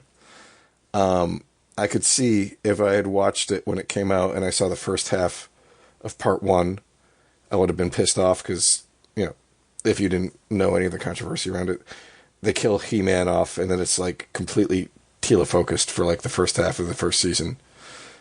They bring him back to life and they do a much better job of evening out the second half, but people were fucking up in arms over the first half. I'm glad I waited because I ended up enjoying it, and I liked when you tied it into season 2. They had Mark Hamill doing Skeletor's voice, and there's a scene where Mark Hamill and William Shatner are voice acting together in the same scene. That was just really awesome. If you guys ever choose to watch it, but that's basically what I'm watching Halo on Paramount Plus right now. Kent, we're probably also going to cancel it in about 5 or 6 weeks. So if there's anything on my subscription that you want to hit up before then, I would get to it after For Yourself. Okay. Yeah, I've been just casually watching Are You Afraid of the Dark this week, but I own it on Vudu. It's just the Vudu version. Yeah, sometimes it's easier. It's out of order, so the kids are never quite the same in the beginning. But yeah, I want to watch Halo, so I'll get good use out of it before then. So. Okay. You want me to go? Yes, Kevin, I'm almost done with the rankings, but you go ahead. All right. Oh, actually, so I want to piggyback off of Chris's a little bit. So I've finally, I don't know, it's been a few months, been watching all of the Fast and Furious movies. I haven't watched any of them. I think when they came out, I worked in the video store, and the first Fast and the Furious was okay, but I wasn't really into it. I think just because it was PG-13 and I knew that it wasn't going to go all the way. I don't know. I just wasn't in it. And maybe more because a lot of the people that liked it that I was around, or people who at the video store said they liked it. I don't know. I'm just not a car guy. And, but I really got to really like the series. I think once you get 10 movies, and honestly, I heard that in Fast and the Furious 9, they go to space, and I almost thought it was a joke. Actually, I did, not even almost, I did think it was a joke, but it's not a joke. They go to space. So I finally made it to 9. I haven't gotten to 10 yet. I haven't been feeling well. I haven't had an opportunity. But on Friday nights, for a while, I would get out of work at 11 p.m. I'd go get fast food at McDonald's, and then I'd come home and watch a Fast and the Furious. So fast food and Fast and the Furious. What's your favorite Fast and the Furious movie, Chris? I think it breaks down into 3 parts of the series. You got the first 3 movies, which are the racing versions, and then you have 4 and 5 are the crime versions, and then 6 on is all kind of the Vin Diesel family version of Mission Impossible with cars. I honestly think my favorite was either 6 or 7. I think 6 is maybe a little bit better, but 7, had like the tribute to Paul Walker. Yeah, the digital Paul Walker was weird. Yeah. It looked weird. It felt weird. I liked what they did with it, though. Yeah, I like they haven't fucked with him since then. 10 was better than 9. I think 9 was one of the... Well, 9 I probably still think is better than, like, 2. And... 9 they do actually fuck with him a little bit, because his wife shows up, and then he's, like, watching the kids. He's watching... Yeah, but they haven't, like, tried to pull his brother in it to do, like, a cameo kind of thing or something. No, but they had the car pulling up or whatever, but yeah. Are you guys including Hobbs and Shaw? Yeah, I am including that. That was really good, too. My favorite is 8, because it is, like, ridiculous action film. I mean, you got Jason Statham with a baby carriage and on a gun. Is it on an airplane? And he's just fucking everybody up. Yeah. Dude, it's so good. And the opening shot with Vin Diesel in that old Chevy car that catches on fire, like... I mean, it's ridiculous, but it's so much fun, and I'm kind of glad to. Besides all the family memes, though, one of my favorite lines from any series is in 7, I think, when he's like, he's getting ready to fight. Maybe it was 6. He's getting ready to fight Statham, and he's like, "One thing you forgot when you get in a street fight, you forgot the street." He kicks the fucking thing in the street collapse. That series is, if you're either in it or you're out of it by this point, and Yeah. And I really was like, I'm gonna, I want to enjoy it. I want to and even Tokyo Drift. I think that's a good movie with a bad title of being The Fast and the Furious. But just if you named it a race car movie, just called it Tokyo Drift, and it was its own thing. It probably would have fared better. I like what Justin Lin did with the series, and even taking out the racing and making it. I don't know if he did 5, but 5 is really when it kind of all comes together, and then it becomes more action films and car movies and and honestly, I thought they kept getting better up until 8 or until 9, because 8 is great. 9 or Hobbs and Shaw is a really good movie, but it's it's a good action film, but it doesn't really fit into the Fast and Furious thing. But I enjoyed it immensely. 9, I don't think is as good as Hobbs and Shaw, or I don't think it's as good as Hobbs and Shaw or 8, obviously. But yeah, it's cool. They're a little, once they start getting past the 2-hour mark, they're fun though. I'm excited about Fast 10, even with your review, I guess. Wait, did you like it? Yeah. I mean, I think it's way better than 9. Oh, good. That's awesome. And Momoa, I thought he was really good in Game of Thrones. I remember he'd been in a couple things that I hadn't really seen before, but outside of that, he's kind of struck me as kind of almost like a one-note dude. Like Jason Statham or Vin Diesel. When Jason Statham plays a role, he's Jason Statham. Vin Diesel's like, oh, they're always the same character. Will Smith is another good example. He's done some really good dramatic work, but a lot of times he just picks movies where Will Smith plays Will Smith. I think Momoa was the same way, but he was one of the best parts about Fast 10. And when we got, I guess the best thing I can say is it's a part 1 of 2, and we got done with part 1. I was like, God, I wish part 2 was already out. Nice. Yeah. So it sounds like Momoa made it to the right franchise then. So. Yeah, for sure. Like Paul Walker, rest in peace. Essentially just does Paul Walker parts for the most part. I do like his work he did with Wayne Kramer. Wasn't he in Running Scared? Yeah. Running Scared. That- yeah, I Running really Scared. love that movie. I fucking Great. love No, I it. love that movie. I actually was talking about it with a friend recently, and I had, the things, the reservations I had of it. One was Paul Walker was in it, and I didn't really watch a lot of the Fast and Furious movies because of the reservations I had, but like what those preconceived notions that I had of Paul Walker, or things that I kind of didn't like Paul Walker for, or what I thought he was corny, dude bra kind of guy, really made him perfect for Running Scared. And like, yeah, so, and he also plays like a methed out redneck dude in Pawn Shop Chronicles, directed by Wayne Kramer, who did Running Scared. So, one of his last performances is pretty good. Yeah.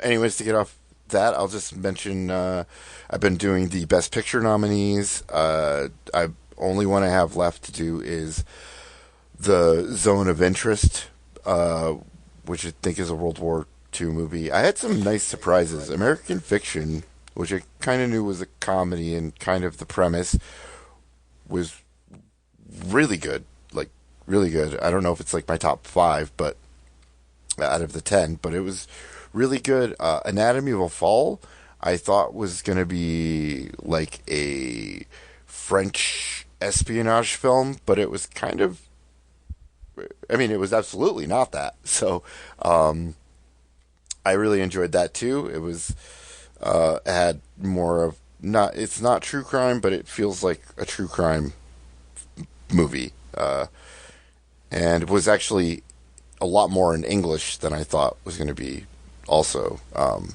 which is not a problem, but it was a nice surprise. Yeah, I'm not going to go through all of those, but also Past Lives I liked a lot more than I thought it was going to, which was like a Korean drama that's kind of simple story, but complex characters. I really, really loved that movie. It really hit me on a lot of levels. And I just didn't kind of, expect it. I was just going to be like, it's one of those movies you kind of watch to get through it, because I have this obsessive nature of watching all Best Picture nominees before I watch the Oscars, because it's my Super Bowl. But yeah, outside of that, just the standard stuff of Poor Things is still my number 1 pick, and Killers of the Flower Moon is my number 2. Though I think Oppenheimer is going to win it, and I believe that this is going to be the year of Christopher Nolan, and I think Robert Downey Jr. is going to win Best Supporting Actor. Cillian Murphy could win, or Paul Giamatti for The Holdovers, which is a really good movie, but The Holdovers is probably at the bottom of my list, which is a statement of, how good everything else is on that list. So, Barbie included. So, speaking of Jason Momoa, I watched Aquaman: The Lost Kingdom to finish out the Snyderverse, and also James Wan, that we were talking about, not on the podcast, but before the podcast on the group chat. And I really like that. Have you guys seen the new Aquaman?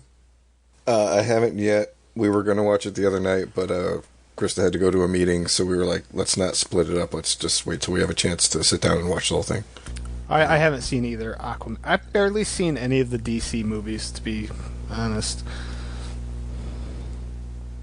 I like them a lot. I mean, they're not like always the greatest movies, but I just like how they're different in terms of, and even if similar in structure in some ways.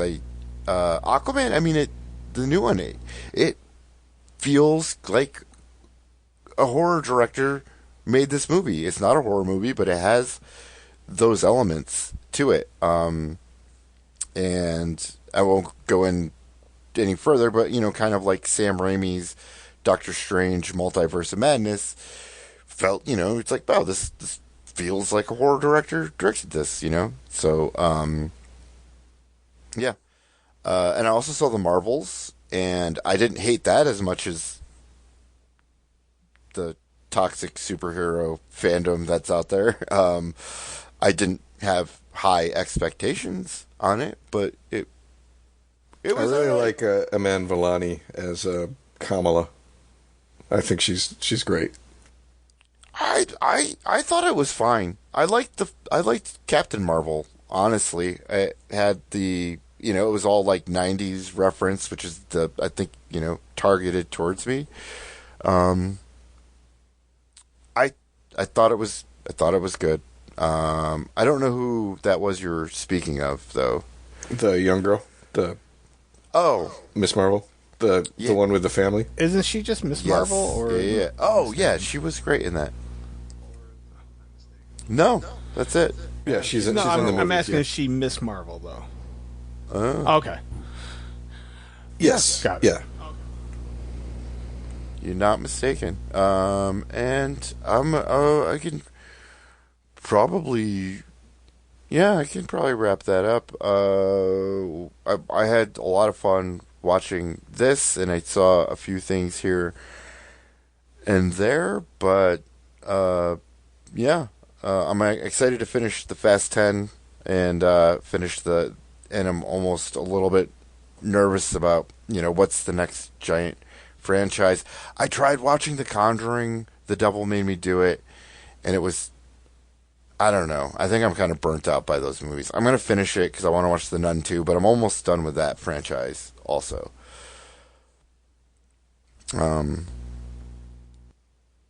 But I don't know. I think Exorcist Believer, Directed by who? I liked better than most of David Gordon Green. Come on. David Gordon Green. At least that one. The guy that's most known for Halloween. Yeah. I would say he's probably most known for this podcast. Oh man. Yeah. So, but yeah, I think the thing about the Conjuring movies, and also I guess the thing about The Exorcist Believer, is that it's really not any much better than the Conjuring movies, and really I only really like the first Conjuring movie. Not to say that there isn't cool things and good things in some of the films, even Annabelle or stuff like that, but as much as I like The Conjuring, and I even like Conjuring 2, most of the other movies, I did not like Annabelle at all. You can see, they've got the Conjuring universe, right? Annabelle was kind of just okay. I liked Annabelle Comes Home. I haven't seen the third Annabelle movie. But if you look at, the other ones, the ones that were, Curse of La Llorona? Pretty bad. Curse of La Llorona. Conjuring, Devil Made Me Do It. Nun 2. I didn't think the Nun 2 was anywhere near as bad as the other two, but they're all directed by the same guy. Michael Chavez. Oh, yeah. So, Annabelle... the James Wan ones, pretty fucking good. The Michael Chavez ones, not so fucking good. Who did Conjuring Devil Made Me Do It? Is that him? Yeah, that was him. Yeah. I mean, it wasn't bad. I was just I don't know. I started it. It was...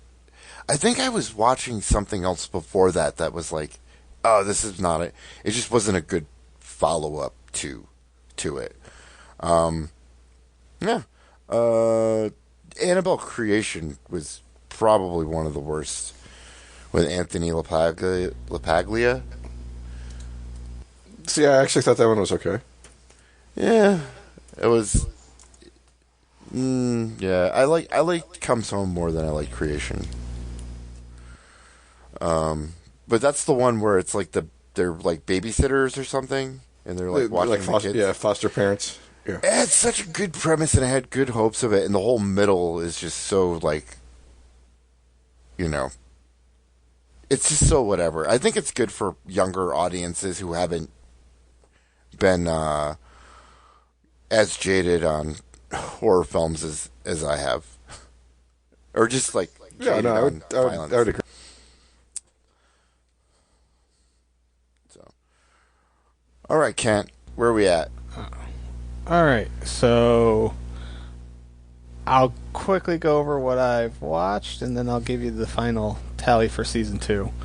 I think last time I talked about watching Tacoma FD and possibly Community. I finished both of them. Then I went through The Good Place, which most people told me it was not going to be for me. And after the first season, I was like, this probably isn't for me, until they had the cool twist. And then that show really hit home for me. It was awesome. Only 4 seasons on Netflix, I think. Then I did The Last Man on Earth with Will Forte and Christian Shaw. That used to be on Fox. It's on Hulu now. That really, I don't know, that really stuck with me a lot too. I had a great time with that. I probably finished that all within a week. Then I stumbled upon Murderville on Netflix, which was like a murder mystery improv fuck whatever with Will Arnett and then a random celebrity every week. That was a great fucking series. Dude, that was fucking... I mean, it's only 7 episodes, and... the Camille... I don't know, Namangini? I don't know how to pronounce his last name. Nanjiani, yeah. There you go, jeez. Him and Ken Jeong and Conan. Those were my 3 that really, really got me. I don't know why Pete Davidson was in the final one, but whatever. Still, I hope that maybe it comes back, because that was really good. Then to end on my sitcom binge, I went and rewatched Schitt's Creek and finally finished the final season. Like, I'd watched the first 5 seasons twice, I just never finished the final season. So got through that. Still a really good show. Really, really good show. Beyond that, I don't know if I mentioned last time that I watched Beau is Afraid, but if not, I watched Beau is Afraid. Had a great time with it. Would recommend it. And currently, The Walking Dead, The Ones Who Live, the Rick and Michonne finale. How is that?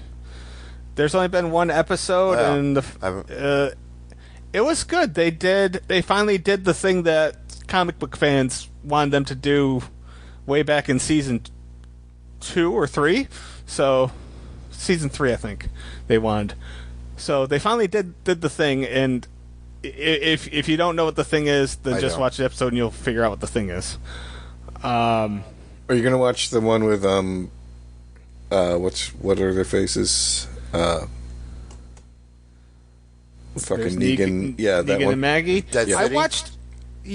watched like 3 episodes. It was okay. I'll go back and finish it, but I am not into Maggie at all. And I really wish they would have done Negan and Judith. I think that would have been a far better combination. Plus, the fans don't give a fuck about Maggie. They really love Judith. They love the combination of Judith and Negan. They really missed the ball there. And I haven't watched any of I the would love Daryl. to be into Maggie. You know, I would straight up volunteer for that. I like Lauren Cohen. Yeah, I do too. But Got time for her. But I know what you mean, Kent. Like, it's... When she left the character. series, she lost a lot of goodwill amongst the fans, I believe. Fans welcomed her back, but whatever. was it like she left? Would she leave to go do? She did the Mile 22 or something. She did do a couple Whiskey movies? Tango Foxtrot or some shit on Yeah, the one ABC. with what's his name, the fucking show killer. I don't know. And that show bombed, and then she got her way back into Walking Dead. So whatever. I guess the Daryl series, Carol, is coming to the second season. She was supposed to be in the first season, but complications, blah blah blah. I don't know. I feel like they need to kind of just end the Walking Dead universe and let it go cold for about 10 years and just start from new. You can keep the same storylines and just kill different people, just like you did between the comics and the TV series. And I don't know, it might feel fresh again. I don't know. Learn from your mistakes. I'm rewatching The Walking Dead to watch all of it through, and yeah, and even coming up, I think we're on season 5. Yeah, we're on season 5, and which is all pretty good. I mean, I think great. Season 5 is when the ratings were at their pinnacle. Yeah, I think it was like it's back when people cared, and like when people would everyone watched it, and on Facebook, if you didn't watch it, that people were gonna, if someone died, they were gonna ruin it for you Monday morning. Yes. With like as they did with Beth, and all of those people couldn't even care about the show anymore. I would say. Statistically speaking, from season 5 to the final season, the show's audience and viewership dropped 94%. Sorry. That's a huge freaking number. 94. Is it from season 5's pinnacle to season 11 finale? 94% they dropped. Oh, all the way to the end, huh? Yeah, Okay. because the fans just shut themselves off between 6, 7, and 8 because they dragged out what was 2 weeks in real time over fucking 3 years of TV. So, yeah. Anyway, that's what I've watched, and I'm actually going to be doing the same thing. I'm going to go through and rewatch, and I kind of have a little project I want to do with the original Walking Dead. So I'm kind of excited if I gotta get my other stuff done first. Right now, Hannibal is this week's project. Almost done on that, and then I got a couple other small things I want to do. Are you gonna blog it? Hannibal? Or No, Walking Dead? The Walking Dead. Yes. Oh. I plan on doing Walking Dead, and then after each half season, compare it with the comic book and do like a podcast about it. Oh, Yeah, that would be cool. I thought that'd be kind of interesting. I would be really interested in that, because I was thinking about how we could do that for this show, and it just seems too giant. Yeah. No, we could talk about it after. Yeah. We can. All right, I'm sure we can wrap this up. I'll give you the All right. rankings here. Yes. So, season 2, final season of Masters of Horror, unofficially, officially, whatever. All right, at the 13th spot, the V Word. 12, Washingtonians. 11th, We All Scream, or Ice Cream, fucking William Forsythe. Number 10, Sounds Like. Number 9, Valerie on the Stairs. Number 8, Dream Cruise. Number 7, The Damn Thing. Number 6, Black Cat. All right, top 5. Number 5, Pelts. Number 4, Pro-Life. Number 3, Right to Die. Got all the way up there. Number 2, by 1 point, is Family, and Screwfly Solution is number 1. Whoa. Yeah. That's Number one. that's really similar to my list. I feel good. Yeah, for me too. I think I had all 5 of those in my top 5. Actually, did you guys? Chris had Black Cat at 5, and so did I. I didn't have Pro-Life in my top 5, but it was our 4th rated one. Actually, I was surprised Pro-Life was rated better than Pelts, but whatever. Like, I'm happy that we did it. Like, I'm going to wait to do the final cumulative thing after we do Fear Itself, which, of course, is going to be the next podcast. And if we could figure it out, we might have something in store for April as well, once we iron out some ideas, which is kind of directly related to Masters of Horror. Very much directly related. Yeah. So I'm excited. We have a lot of good things plotted out for this year. So with that, that's all I got to say. All right, guys. Yeah. Thank you for sticking with us this long. It was a fun journey over the last 2 months taking care of this show. And we will, as Kendra said, kind of be wrapping it up when we go into the non-Masters of Horror season of Fear Itself, which is basically Masters of Horror on cable TV. Thank you, and Internet, have a good night. Can you believe those pelts? Yes, I can, Lou. David Gordon Green. You got me.